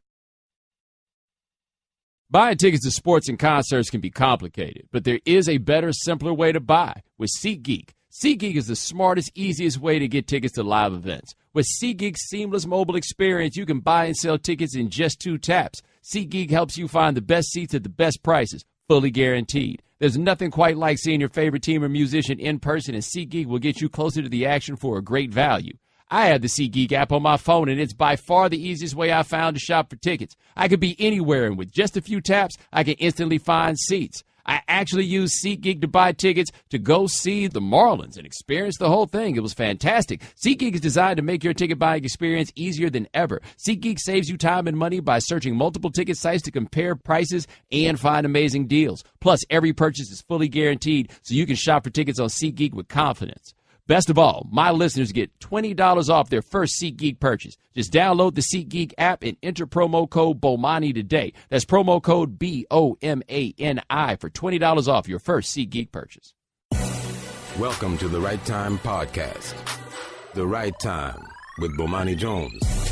Ladies and gentlemen, welcome to the Right Time My name is Bomani Jones. Thanks for listening on ESPN Radio and the ESPN app. We are presented by Progressive Insurance. You can send us a tweet at the 1-800-Flowers.com Twitter feed. That is at Bomani_Jones. Well, I guess we're talking about Zeke Elliott again. In part because of where we are in the calendar. In part because, this is one of those where all of us are kind of like, we need to know more. And nobody's really telling us anything, right? It seemed to be a little leak game that's going on. Yahoo Sports had to report that Zeke Elliott's accuser had also contemplated, apparently, the idea of blackmailing Zeke. She sent some text to a friend of hers. And then when the NFL asked her about it, she's like, I wasn't really thinking about it. And I'm like, okay. Anyway, also, she was trying to sell a sex tape for like $10,000. And then she tried to go up to 20. And even there, I'm like, oh, you can do better than that. At least one would think. Anyway, Jerry Jones really not trying to hear it. Here is Jerry Jones when asked at camp about the Zeke situation. I don't have anything to say about any of the appeal or anything about that issue today. But certainly I'll be visiting with you guys about it in the future. But right now, today, is just not the time for me to talk about it. Do you just want more of the process to unfold before you comment on it, Well, Jerry? really, it's not that. I just really want to have my feet on the ground about it and just have it extremely well planned and thought out. Are you upset? Well, again, I don't want to even get into that area right now, and certainly we have the interest in our team and the interest in Zeke in its right place. Jerry's so mad he about to lose his mind. Like, that's all I could get from that is Jerry's just like, man, not right. Like, he basically was like a half step away from that thing with Jordan and LeVar Ball. It's like, I shouldn't even dignify this. But since you asked me, like, that is where Jerry is on this one. And again, you got to remember, Jerry put himself out here in a way that I would not have, no matter what the evidence did or did not say at that point. Jerry's out here like there is no evidence whatsoever. He has been made a fool of. Like, I don't think nearly enough has really been made of that. That Jerry went out there like he did on that limb, and he kind of got to live with what those words are, right? Like, you decided that you were going to hit your wagon, whatever story that Zeke told.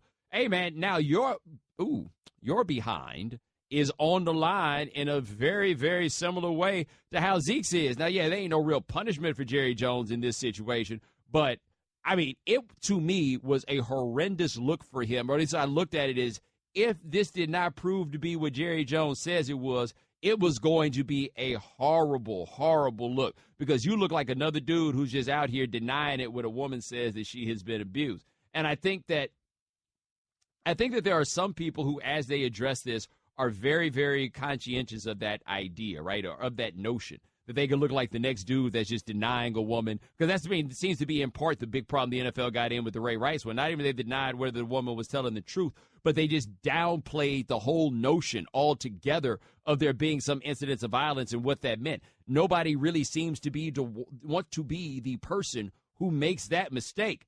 Except Jerry Jones is like, I'll be that. Yeah, that's fine. Cool. I'll do that. Yeah, whatever. Yeah. It might be right, might be wrong, whatever. Got to play to win. And he went out here and he put himself out there on it. And I just don't know how you could ever feel so confident in doing that, right? Maybe it was that Zeke told him so emphatically that this thing absolutely did not happen, and he rode out on the word of that dude. And if he's willing to ride out on a dude like that's word, bless your heart, Jerry, because I'm here to tell you, that is the wrong approach. That approach will not get you very much more than embarrassed in the end, right? Best case scenario ain't so great. Worst case scenario, embarrassment. He went ahead and put it out there. Now, we had Jim Trotter on the show yesterday, and I asked Jim if there was like really any danger that Goodell was in of running afoul of Jerry Jones, as Jerry is a very powerful owner. And he said no, he didn't think there was. He said, one, Jerry is he's not vindictive. Like, that's one thing about Jerry. Jerry doesn't really hold grudges in that way. The other thing he made a good point on is that when the Cowboys and the team in Washington violated the non-salary cap, even though there was no violation, the owners basically colluded not to spend over in the uncapped year, that when that punishment came down, Jerry got over that one. Now, I have had these other, I think, try to make this point. I was talking to somebody else who made a similar point. The one thing with Jerry is Jerry's 75, man, and Jerry knows he's 75. Jerry knows that clock is ticking. And what Jerry wants as much as anything else is to win a Super Bowl. And, of course, part of it is obvious. Of course, you want to win a Super Bowl, you're the owner of a team, da-da-da. But the other part of it is Jerry's still trying to win a Super Bowl without Jimmy. Like, none of us believe that Jerry was responsible for the success of those Cowboys teams. Jerry, in the end, is a football man who absolutely sees himself as a football man. He played on a national championship football team when he was in college at Arkansas. Jerry sees himself as a football man who does not get the respect he deserves as a football man, and he wants what comes as a football man if they win that championship without Jimmy Johnson. And we all know this about the NFL. We talk a lot about windows. Your window is a year. Like, if you're in the middle of a year and you feel like you got a chance to win a championship, that's your window. If you start off a season and you feel like you got a team that might win a championship, that is your window. Ain't no kicking it down the line. No. That is your window. And right now, the Cowboys are in a window. Windows are fleeting. Jerry wants this bad.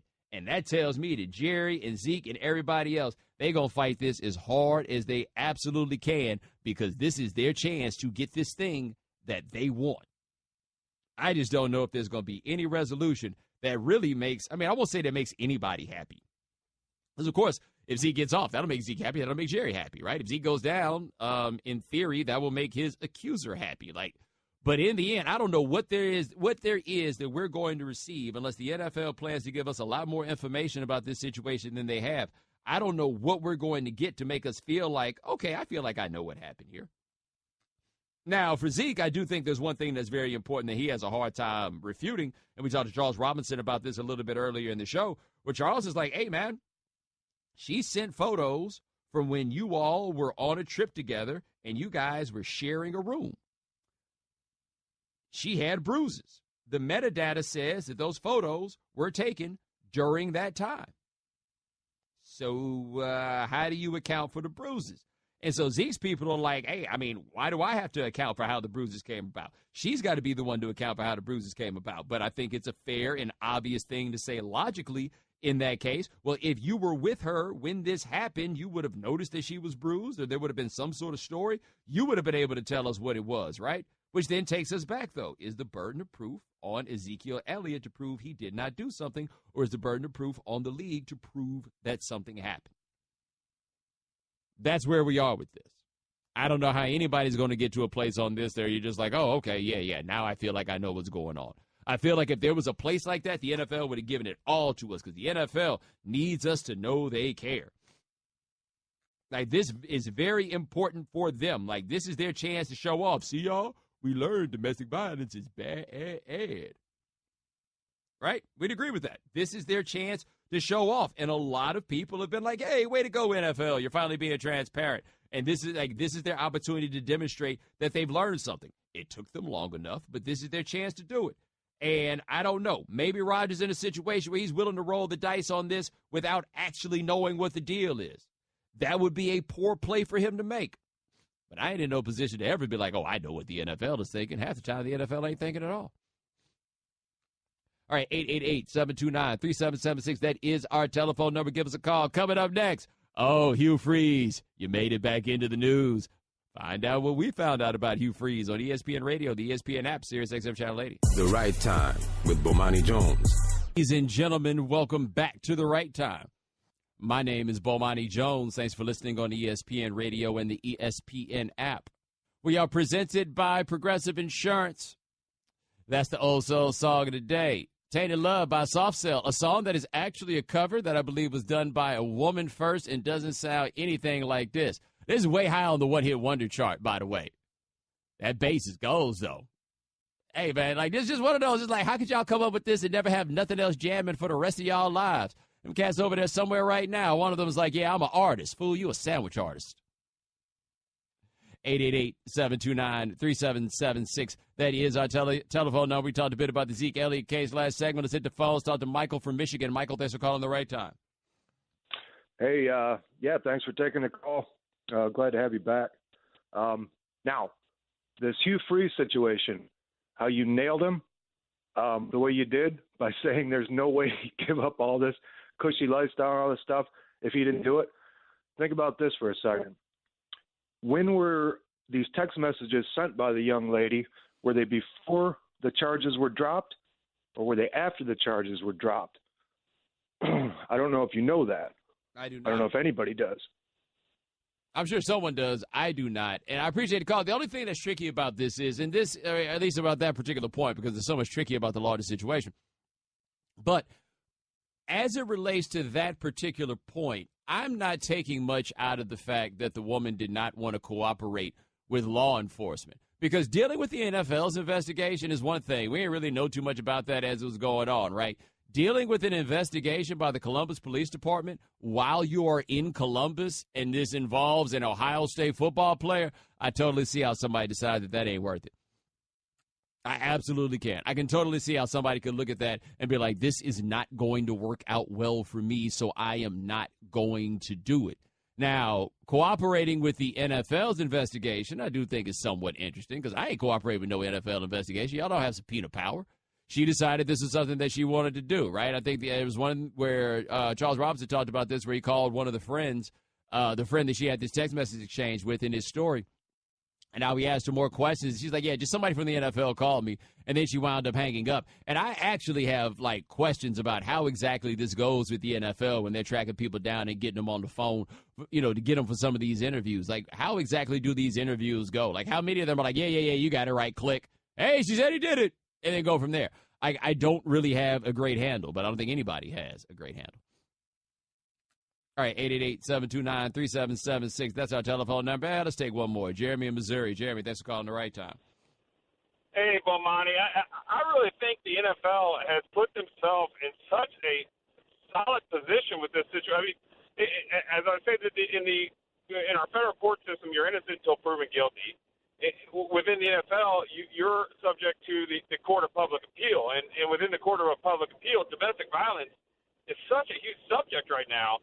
So they're in a win-win situation. If they suspend Ezekiel Elliott for 6 games and the appeal goes through and it's upheld, they look outstanding. If it's not upheld, they still look outstanding for making a strong stance against an accusation towards domestic violence. And I think that's the move that Roger Goodell has made right now. It has no reflection on the actual investigation in Ohio. It's everything to do with the image of the NFL right now. You know what? That's a very good point, and I appreciate the call. And part of what makes it confusing is, like, if they were just going to be out here dropping hammer to show that they drop hammer, then you would have thought the hammer would have gotten dropped on Josh Brown. Like, that was a really easy opportunity to make an example out of somebody and not affect the bottom line.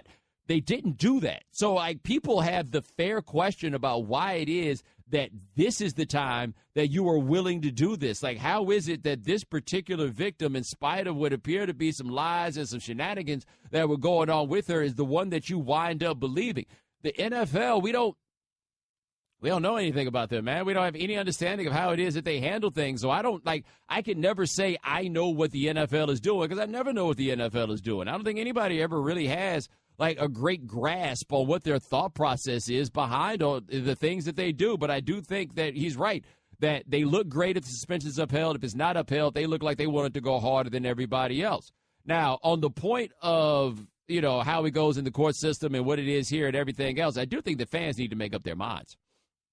And what I mean by that is we had reached this point where we wanted Goodell to be the man, right? He's on the cover of Time magazine as the enforcer. We wanted Roger Goodell to be that guy to bring the pain, right? Like, that's what people wanted. These cats in the streets acting a fool. They found 3 guys they wanted to make examples of. It was Tank Williams, it was Chris Henry, rest in peace, and it was Pac-Man Jones, right? Like, those are 3 guys that Goodell used to show that he meant business, right? And it didn't matter whether guys were actually getting charged with stuff. No, that didn't matter. That wasn't the standard. The court of law was not enough to protect you, and people love Raj for that. They patted him on the back. They wanted somebody to get these things under control. Now, all of a sudden, you wind up in a situation like this, and you're like, wait a minute, he didn't even get charged with something. Oh, now it's a problem? Now, to be clear, I think the NFL, for their aims, their standards should be different than the one of the courts. And the reason it should be different than the courts, if for no other reason, in the way the plea bargain game goes, right?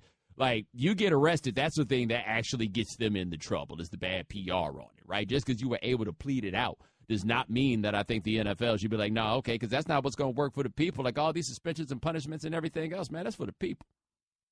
That's what they want. So now a lot of people are like, well, wait a minute.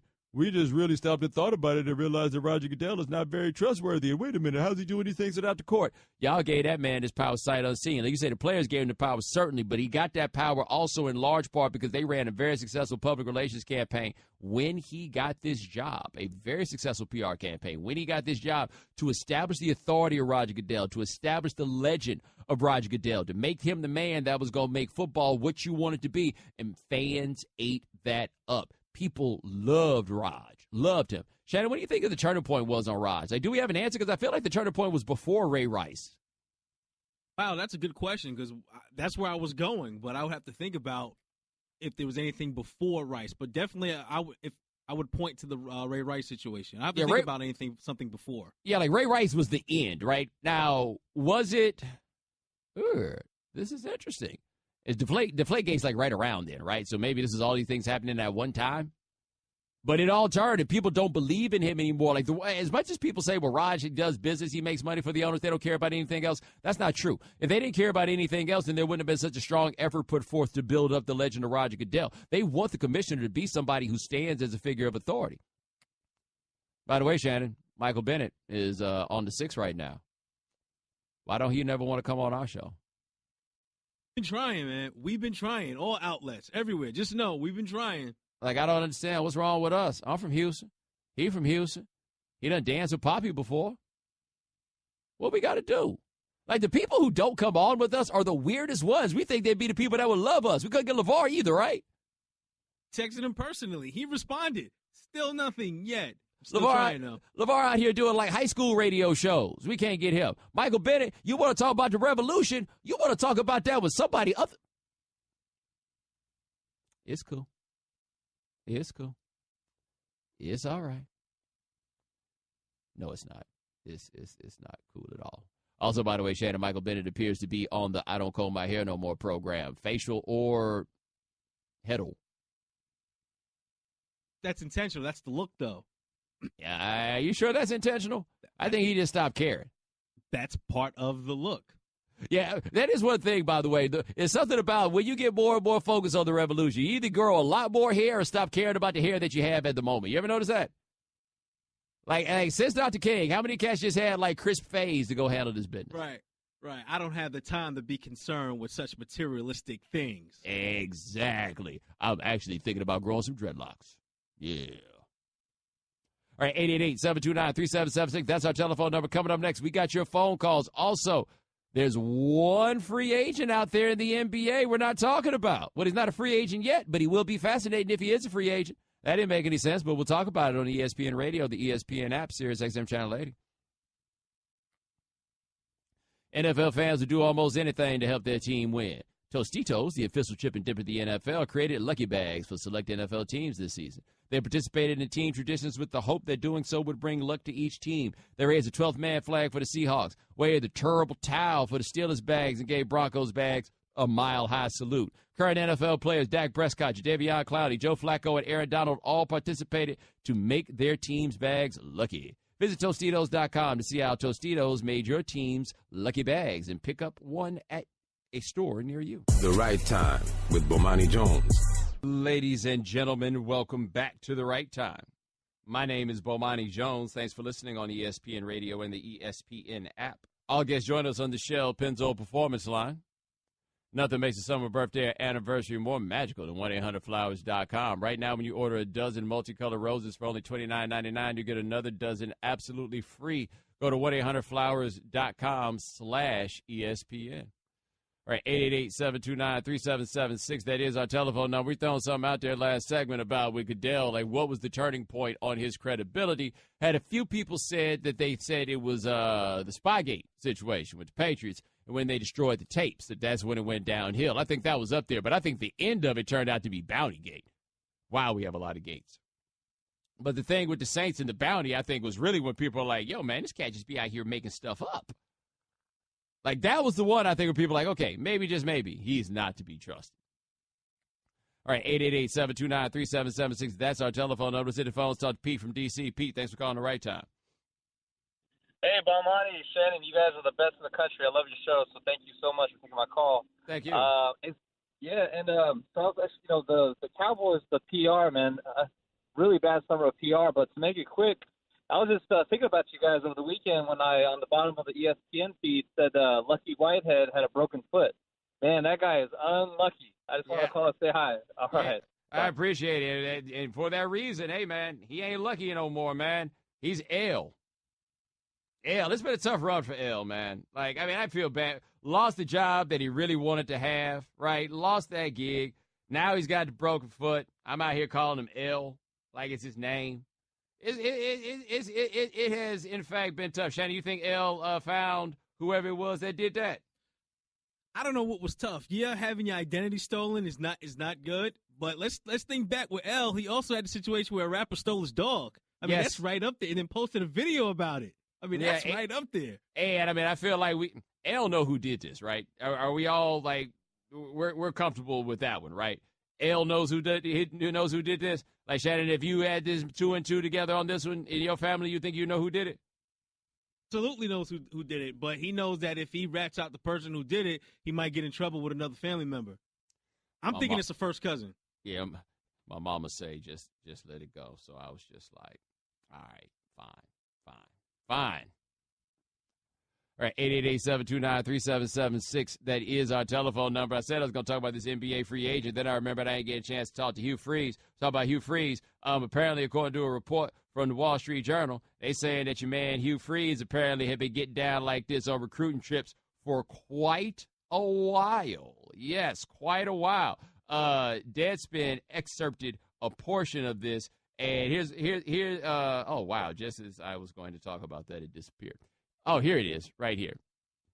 The athletic director said that they found calls of, quote, a similar nature as they looked more and more through the phone logs. And they said apparently that whenever Hugh Freeze had the private plane that he used for recruiting, that's when these phone calls would wind up on the bill, right? And here's the quote from the athletic director. When we say pattern, we are describing other phone numbers that when you Google them, pull up similar websites, services, however you would describe them. Shannon, how you think you would describe them? Yeah, however you would describe them. Yes. I'm actually curious to know how Ross Bjork would describe them. I would like to know how he would describe them. Everybody got a different slang term, right? Like, which one is his? What's the one that he goes for? What does he call them? That's what I would like to know. Like, that's a very interesting thing to find out about different Americans. So, like, what is your term that you use for prostitutes or a prostitution service? Although, Shannon, I guess escort service is what everybody uses, right, for that one? That's the go-to at this point. It seems more PC for whatever reason.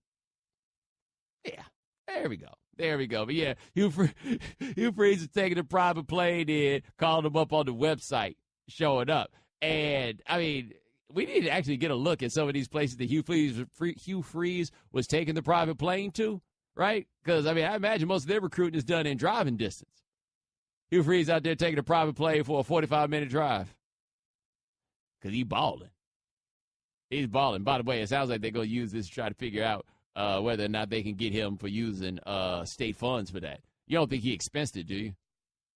Oh, my gosh. Now, just imagine, though, as someone who has to do expense reports, like if he did expense it, how did he label those expenses? Well, I would hope that he did not expense it, because if he expensed it, that would mean, A, he got a receipt, and B, he probably paid with plastic. And I would just like to think that his macking is not the appropriate term. I would like to think his Johnin was a little bit more efficient than that, wouldn't you? Wait, did you turn it into a verb? Yeah, because I said macking, but the mac is like the opposite of what's going on in this circumstance, right? We would agree? Like, he calls the mac, but he the John. Hashtag Johnin. Johnin. Yeah, he's out here Johnin. Well, I guess it's tricking, right? That's the appropriate term in this circumstance. Like, this isn't like figurative tricking. Like, this is actual real life tricking, like textbook definition. Although I don't know if this definition of trick is in the textbook or dictionary. I should probably take a phone call. 888-729-3776. Tony from Seattle, thanks for calling the right time. Hey, Bo, thanks for taking my call. On this Ezekiel Elliott, if he's not accused or acquitted for any of these crimes, do you think that his 6-game suspension will still be upheld through Goodell and the NFL? Well, when you say if he acquitted, what do you mean? Meaning if he's not, if he's not charged with any of these crimes, they have no evidence, and it all comes down to, the he say, she say. What do you think will happen as far as a punishment towards Ezekiel Elliott? But, that's where we are right now, and I appreciate the call, is that there were no charges filed. It is largely a he said, she said, though there appear to be other pieces of evidence that we haven't quite seen. But it is, that's where we are right now at this moment, and that's what got him to 6 games. I tell you this, though, what's it like to be the man Harold? Harold working in the league office, man. Harold is walking around there. You think he's getting leaned on? You think Raj called him in and being like, hey, Harold, just wanted to remind you that this office does not tolerate domestic violence under any circumstance. And, I don't know about you, but I would hate ever to have people, question whether or not I cared about domestic violence. Keep that in mind, buddy, huh? All right, 888-729-3776. That is our telephone number. Coming up next to catch you up on what you haven't heard today, including the credibility issues surrounding the Zeke Elliott situation. You listen to ESPN Radio, the ESPN app, Sirius XM Channel 80. The Right Time with Bomani Jones. Ladies and gentlemen, welcome back to The Right Time. My name is Bomani Jones. Thanks for listening on ESPN Radio and the ESPN app. All guests join us on the Shell Pennzoil Performance Line. Thanks to Charles Robinson of Yahoo Sports for joining us in the 5 o'clock Eastern hour. Thanks to Field Yates of ESPN for joining us in the 4 o'clock Eastern hour. Pablo Torre of ESPN will join me in the 7 o'clock Eastern hour. That's right, you get 2 bonus segments. Yeah. 888-729-3776. That's our telephone number. All right, Shannon, what we miss out on today? We know you can't be on top of all the news and information of the day. Now, if you haven't heard. All right, with the Ezekiel Elliott situation continuing to drag on, here is Bomani Jones earlier today on The Right Time discussing why the Elliott situation is a very touchy one. This is a tricky situation because I feel like all parties involved have credibility problems. Somebody's like, oh, so what's tricky? You saying football players should just be able to beat people up? Hell no, I'm not saying that. But I'm saying that we're in something where there is a measure of ambiguity about what is or is not true, right? And so it gets tricky on one hand trying to talk there because there are a whole lot of people that don't want to hear any level of equivocation when it comes to a case like this. And I understand where they're coming from, but I value process above all else, right? And so with the value of process, the process has to be dealt with fairly on this. The thing is, though, when I say that this woman has a problem with her credibility, which I think with things that we just pointed out there, like the sex video leak threat or whatever it was, right? Or the thought, not even a threat, but talking about it amongst her friends, that is an issue with her credibility. It does make you raise questions as to whether or not this on her end is a setup. However, the fact that she tried to blackmail the dude on that one thing doesn't mean that he didn't beat her. She might have been mad that he beat her, therefore it's a blackmail. I have no idea. But as soon as we start entertaining the legitimate possibility that there are some shenanigans at play, y'all can't stop from expressing your hatred for women. You just can't help it. And it just comes out. It's just the ridiculous things that I heard people say. People saying that people being falsely accused of abuse is a bigger problem than abuse. I had people tell me that one, right? I had people say the problem with this is that a man doesn't have the right to go beat her up. I've heard all those things in the course of this. All of those things. The biggest problem that we have, society's hatred for women. It's not just men's hatred for women. It is all of our hatred for women. There are enough women who are willing to entertain some of the nonsense that it gets to be tricky also. The hatred that we have for women puts women in a place where people do not believe them when they talk, right? And since you operate from that position of hating women, what do you think they think I sound like when I'm saying, but there do appear to be some credibility issues here? Right. I sound like one of y'all because y'all don't know how to act. But that's where we are right here. Bunch of people with no credibility. And maybe, just maybe one day, we'll find out what happened. And I guess we'll find out what's in that report one leak at a time.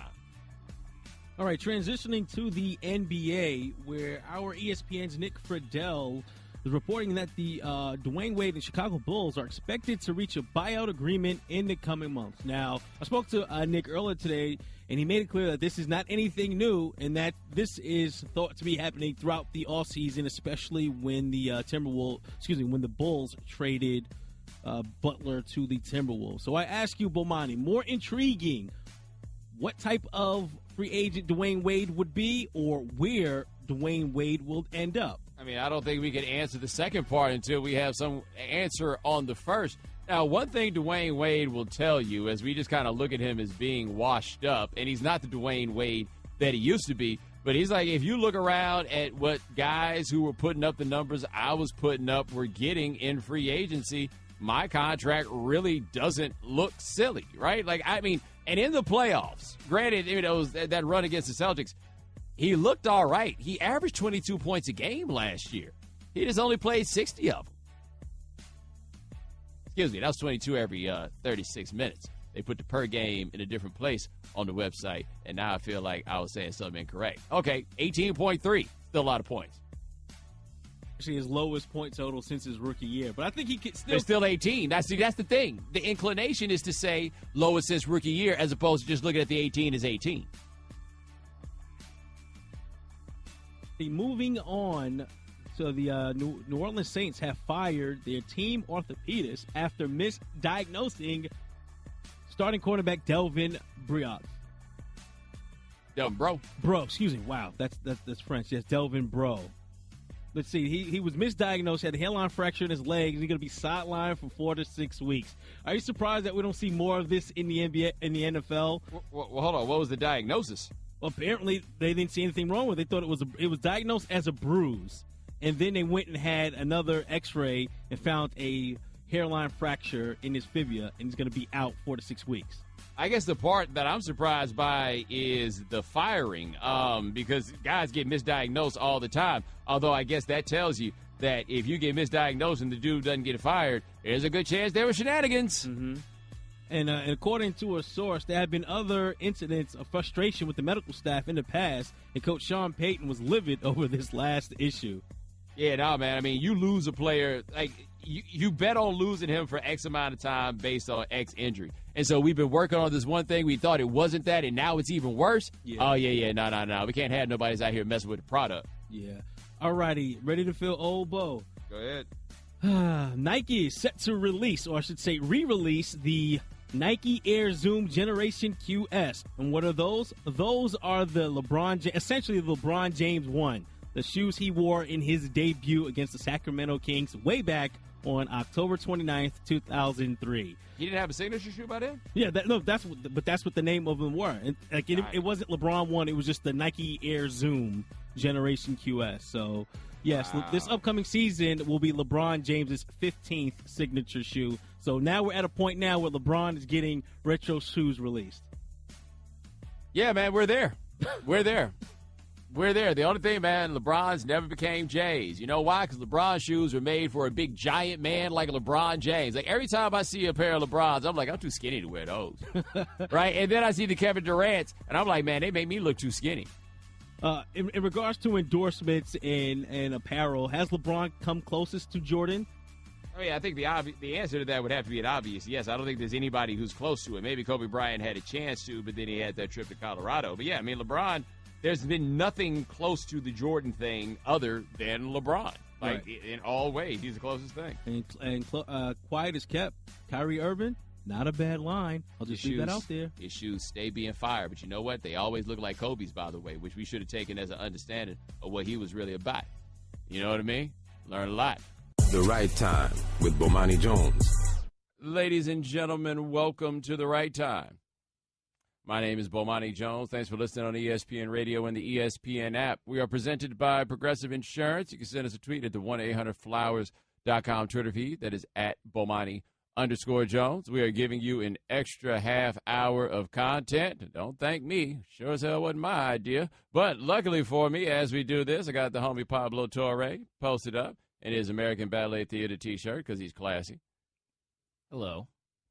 I mean, it is classy. I am a classy person. I got this at the ballet. I'm not like on eBay trying to buy classy clothes. I mean, I didn't think you were fronting necessarily. I meant this as being like actually reflective of your personality. So we got an extra half hour here to do. What would you like to talk about? Well, I think we just brought up inadvertently the concept of an auction. The eBay reference. Yeah, we did. Is that what you want to talk about? Real quick. Can I talk about something real quick on that? I mean, if that's what you want to talk about. And then we can talk about other things. Yes. So, people forgot that other people don't know what an auction draft is. That's the long and the short, yes. Okay. Because, I mean, there are two types of not knowing stuff here. Like, let's say everyone's here in a world of good intentions. And for our employers, by the way, like, they've handled this well. They apologized. All that is cool by me. But in terms of what obligations does anyone have in this scenario, there's the one group of people that didn't know about auction drafts. And there's the other group of people that didn't know about people who didn't know about auction drafts, but also knew about slavery. Well, here's the thing. Like, I think the general idea that we have here about, like, the notion of auction draft is it is very, very careful. Very, very easy it is, that is to say, if you are someone who does fantasy football for real and you do the fantasy football for real with all your friends, you then think that everybody really does fantasy football for real, right? And so it's just like, of course, it's an auction draft. And I would propose maybe what, about 10% of the fantasy football playing public knows what an auction draft is? Here's the thing. I love auction drafts. I do. They're more fun than normal snake format fantasy leagues. Yes. But not until I joined an AL-only auction league. Oh, what a dork move. Right. So I'm like caring about and bidding on backup catchers, right? That's that kind of a league. It's totally, it's a league that I stopped paying attention to almost immediately, but I have a partner, so there's that kind of dynamic. But not until you do that do you realize, oh, this is like an intense owned subculture of this thing. No one should expect that to be a normal scene at any fantasy draft. Yeah, but no matter what you do, and I mean, I know how this happens. No matter what you do, there is somebody in that group who doesn't, like, you get caught in it. Like, you don't realize that there's a world that happens to be outside of it. My surprise is that nobody has seen Get Out. Like, that was mine. Like, yes, I didn't think you needed to go any further.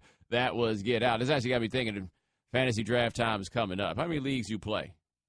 I think because we're co-hosting a show together, I think I'm going to join one hardcore league and live through that. I only do one league. I talked about this yesterday. I only do one league. Part of why I only do one league is A, time, and B, once I get into leagues that are outside of people I already know, I am basically then in that league to be objectified. Right? Like, that's it. There is that just particular there to be dynamic to you. But I also asked, do you have multiple NCAA brackets? No, I do one. I feel like that is a disgrace as a concept. I do. Like, what are we here for? I do one because, like, how many times do I want to be wrong? Yes, absolutely that. But also, what are we trying to achieve here? Like, the goal isn't to actually win the game. The goal is to see how many you get right. And if you just do that 10 times, like, you're defeating the whole point of this. Yeah, we're talking to Pablo Torre here on the right time. But no. I don't care that much about winning these things. It's just not that important to me. And again, I'm not getting into your bracket pool because, like, I hate doing the around the horn bracket pool. Compete against your favorite TV people. Chances are you're going to beat me. Right? This is just how it works. We're all out here guessing. And if we want to illustrate the idea that we're all out here guessing via my mediocre scores, I'm okay with that, but that's not what's happening. What's happening is we are objectifying me and my score, and I don't get to have any fun in this because I'm not really here for getting clowned by strangers. We're not cool like that. Because you're being beaten by Woody Page's mom. See, I can live with that. I can live with that because she ain't saying nothing about it. These other jokers that are pulling these brackets out of their keisters, and they know that's what they're doing, and now you want to get up in my face. I'm not here for that. I'm not. That's the one thing about this job. I don't get a lot of pats on the back when I'm right, but, oh, buddy, do I hear from them when I'm wrong. In defense of our critics, though, there is a hilarious thing where no one – I mean, well, you know what? You stand in defiance of this, actually. I was about to say that you can just throw predictions out there, shoot them into the air like an AK-47, and no one's going to actually see the aftermath of those predictions. You have the particular pleasure of being held to account. Oh, they're ready for on me. These opinions. They ready for me, man. There's a whole lot of people who sit around here every day, and the thing that they are looking forward to more than anything else is, I hope Bomani's wrong about something. I could be wrong about something that could be a matter of life and death and national security, but as long as I'm wrong, there's going to be people that's like, about time. About time. You know this. We are signing up for the job of human piñata, whether we like it or not. And in this case, I prefer not. That's why I reject predictions, just as a general notion and rule. Like, if I give you a prediction, I mean it, right? I ain't just out here for this because I just can't have... Look, and I'm not allowed to respond in kind like I want. Like, I think a lot of people think that I respond to people however I want. Oh, buddy, you got no idea the things I actually want to say to people. No, sirree, Bob. This is the thing that's misleading about your online activity, is that people are mistaking volume for a full reflection of your intent. Yes. And you intend a lot more. Look, man, I get a lot of people, they sign up, I drill them. You know, I used to run another account where I was much harder on the haters, but after I got the job here, after I got the job here, I decided, I'm going to go ahead and let that go. I even talked to a fairly significant executive about the account. He said he really liked it, but that's when I didn't work here. Right? So I was just like, yeah, that one's not worth the fight. I'll leave it alone. But people just be coming at me, man. I feel like I'm a really polite guy who minds his own business until y'all come at me. Then I got to talk about your moms. It is a sign of, I think, a perhaps surprising respect on your behalf towards these people. They should feel pretty good about that. Yes, I treat them like I treat anybody else. Right. You're giving them your time. Yes. Right. Like, if you want to be part of the show, you can be part of the show. I just ask you be respectful. That's the only thing I ask for, is that you be respectful. Yeah, you have like a code of honor, and I have the ability to just lurk forever and just watch. Yes. That's the thing. That's the what are those exercises? Kegels? I'm familiar. But just the idea that I'm just clenching. Oh. I'm like preventing myself from more volume because I fear the world that you have built, because you do treat it with a level of respect that I don't actually think people appreciate. Yeah. No, I mean, they learn to appreciate it. When the hammer comes, the appreciation level goes sky high. And we are talking to Pablo Torre here of ESPN, the magazine. We did Highly Questionable for 3 days down here. We did Highly Questionable yesterday on ESPN News, which means it's basically like, hey, how'd you like to do a TV show nobody's going to watch? Yeah, that's about right. Which is a really ironic notion, right? Like, you feel it while you're there, just like nobody's going to watch it. I enjoyed myself, but yes. Also, by the way, we've emerged, I've realized, over the last set of shows we've co-hosted together, that we're like pretty hard graders on these athletes giving speeches stuff. Kinda, yeah. And I want to embrace that. Well, okay, here's where I am. You're talking about LeBron, and he's, kumbaya, and, all we need is love. Love is all we need, and that one always goes over really well, right? Like, that's who wants ice cream of social discussion. Like, everybody wants ice cream. He's always, like, he was there to dish out the ice cream in this situation, and I guess the cherry on top is he took a shot at Trump, which, I mean, you're dealing with a president with anemic approval ratings. Therefore, this is what you're going to have. Okay, I get that. The only thing is, man, this, when are we going to start loving each other? Okay, so what happens if we don't love each other? We need to have some means in place for that. Like, I don't require people love me. I don't need everybody to love me. I don't need everybody to love each other. I need you to stop messing with me, right? Like, that's what I need. This, look in the mirror, and now you love me and love each. No. My standards aren't that high. Never have, never will. Just stop treating me bad.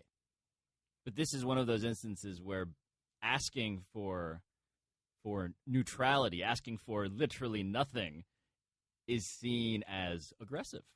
How dare you step on the nice love each other banner we just hung up in the back of the room? Yeah, I'm going to do that. You know what those are? Those are people that listen to Bob Marley but only listen to Legend. Like, that's who they are. Like, that's who those people are. They're the people that listen to Bob but only listen to Legend, and they just want to sing One Love over and over and over and over and over again. Like, that's what they want to do.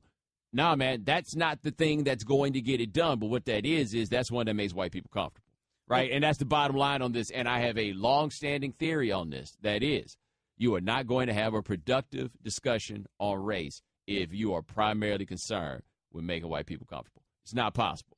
And their comfort oftentimes, many people's comfort oftentimes relies on not identifying what the problem is. Yes.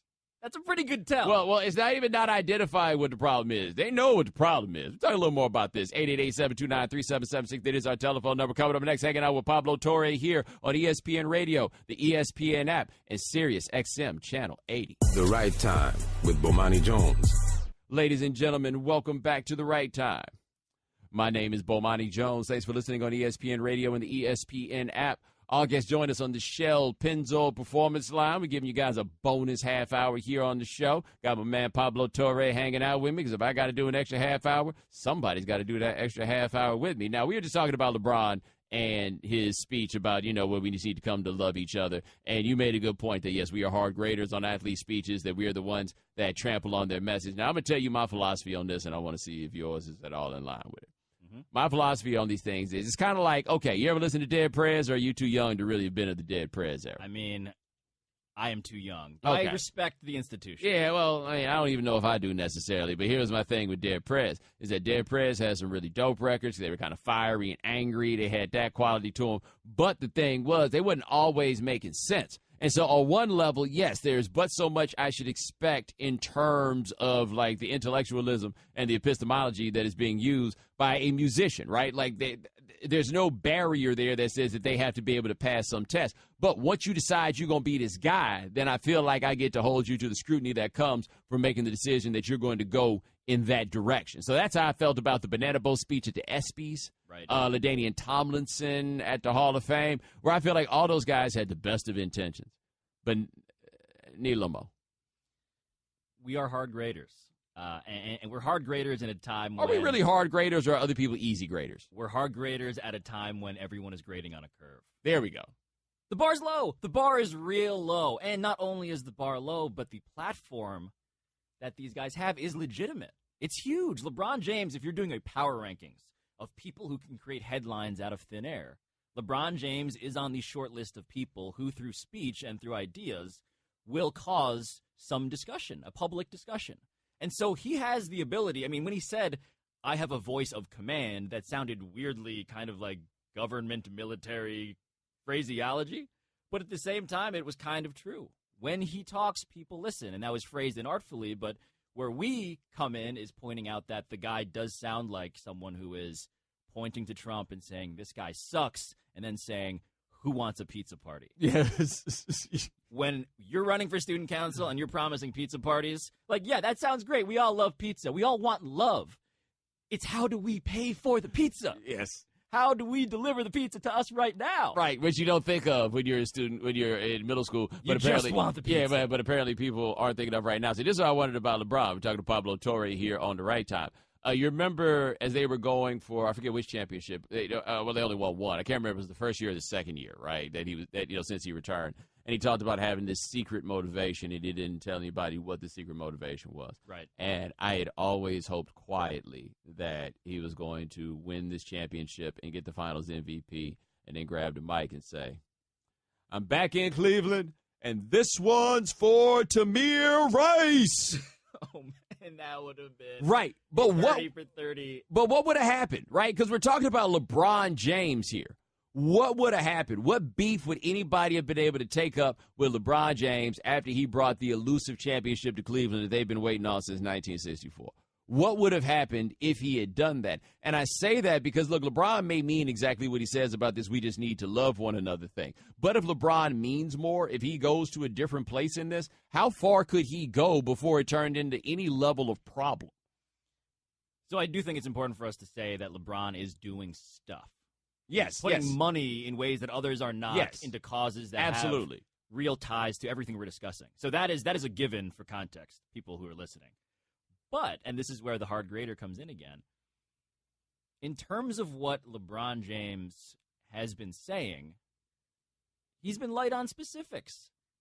And that seems a calculated thing. And so when, Bomani, you bring up the question of if he were to say in that hypothetical, this is for Tamir Rice, the answer to that question is it's self-contingent on, is he going to be playing for the Cleveland Cavaliers? Yeah. Like which is to say that none of this has to do with the actual principle at hand, right? LeBron is valuable to us as a speaker, in part because he can reach the red state voter. Right. But that connection and that reach is itself contingent on whether he is doing them a solid and playing on their basketball team. Yeah, there's that, and there's also the weird thing is there's no direct linear relationship to how people are going to feel about any particular statement that anybody makes, right? So sure. Why exactly is it that people are angrier with Colin Kaepernick than they are, say, with Michael Bennett? Now, I think my argument on that one is, unlike basically – the league gave permission post-Kaepernick. Bennett is kind of grandfathered in on that. Kaepernick did not ask for permission. Not that he needed to necessarily, but he did not ask for permission. And that's part of the problem that people wind up having with him. I don't know what the standard is on LeBron because there's so many people who do, in fact, hate LeBron. But there are also people who hate LeBron who would come to love him if he did that. And then vice versa. There are those who love him who would then come around on the other side to hate him. But I just really wonder what it would be if someone of his or a similar stature were to do something like that. Then what happens, right? Then where does it go? Who gangster enough to go that hard on it? Because the guys who wind up at the top, those aren't those guys. And look, I don't blame anybody if they ain't got it in them. Like you seen Des Bryant, it was like, I got a family to feed, which I think was a bit silly. But Little Larry Johnson. Yeah, I have no desire to hear anything that Des Bryant has to say on any of these matters. I'm not interested. And this is the lottery we're also playing is when it's not up to us, but when we see someone with a platform and we figure out why they have that platform, you begin to realize that the reason they have the platform is not always correlated with the ability to use that platform well. Yes. And so when LeBron is light on specifics, I think there is an admittedly smart calculation that he's making that says, I have a tense relationship with the people that we seek to convert across the aisle, so to speak. I have the ability to access that. So if I am being most generous as a grader, what I'm now saying is he is realizing that that connection is something that he's not ready to undermine. Right. And we just got to be aware of what he's doing, though. Yeah, but it also then goes to say that LeBron is saying that the best I can do under these circumstances is nothing. That's right. Right, because they're other than the full-on crazies, nobody's message is, yo, we need to hate each other, right? So being on the all we need is love program is in effect saying nothing because you're kind of echoing what everyone is saying underneath, whether they mean it or not. Right. And this is assuming that LeBron didn't just, by the way, forget because he's not that good at this thing of public speaking on heavy political issues. He didn't just forget that we had this whole conversation about naming things specifically. Yes. Like, let's name white supremacy. Let's name Nazism. Let's do all this stuff. And he went, all love matters, which is, again, we love. Love it like pizza. Yes, absolutely. I mean, we shall see how it is that this winds up here going. Pablo Torre of ESPN, thank you for joining us. He'll be on a television show with me January 2nd, 2018. But ladies and gentlemen, thanks so much for joining us here on The Right Time. We do this every weekday, 4 p.m. Eastern. Shannon, Nuno, Cat, thanks so much. Twins, Indians coming up next. Thanks for listening to The Right Time podcast. Please come back tomorrow for more. And don't forget to listen to The Right Time with Bomani Jones from 4 p.m. to 7 Eastern on ESPN Radio and the ESPN app. Daddy, where do babies come from? Honey? Mommy went to the store. Oh, well, you see, there's a mommy and a daddy, right? Right. And see, when they call Geico, they could save a bunch of money on car insurance. Oh, really? And that makes them happy? Yes, that makes them very happy. That's good. Yeah. Well, I'm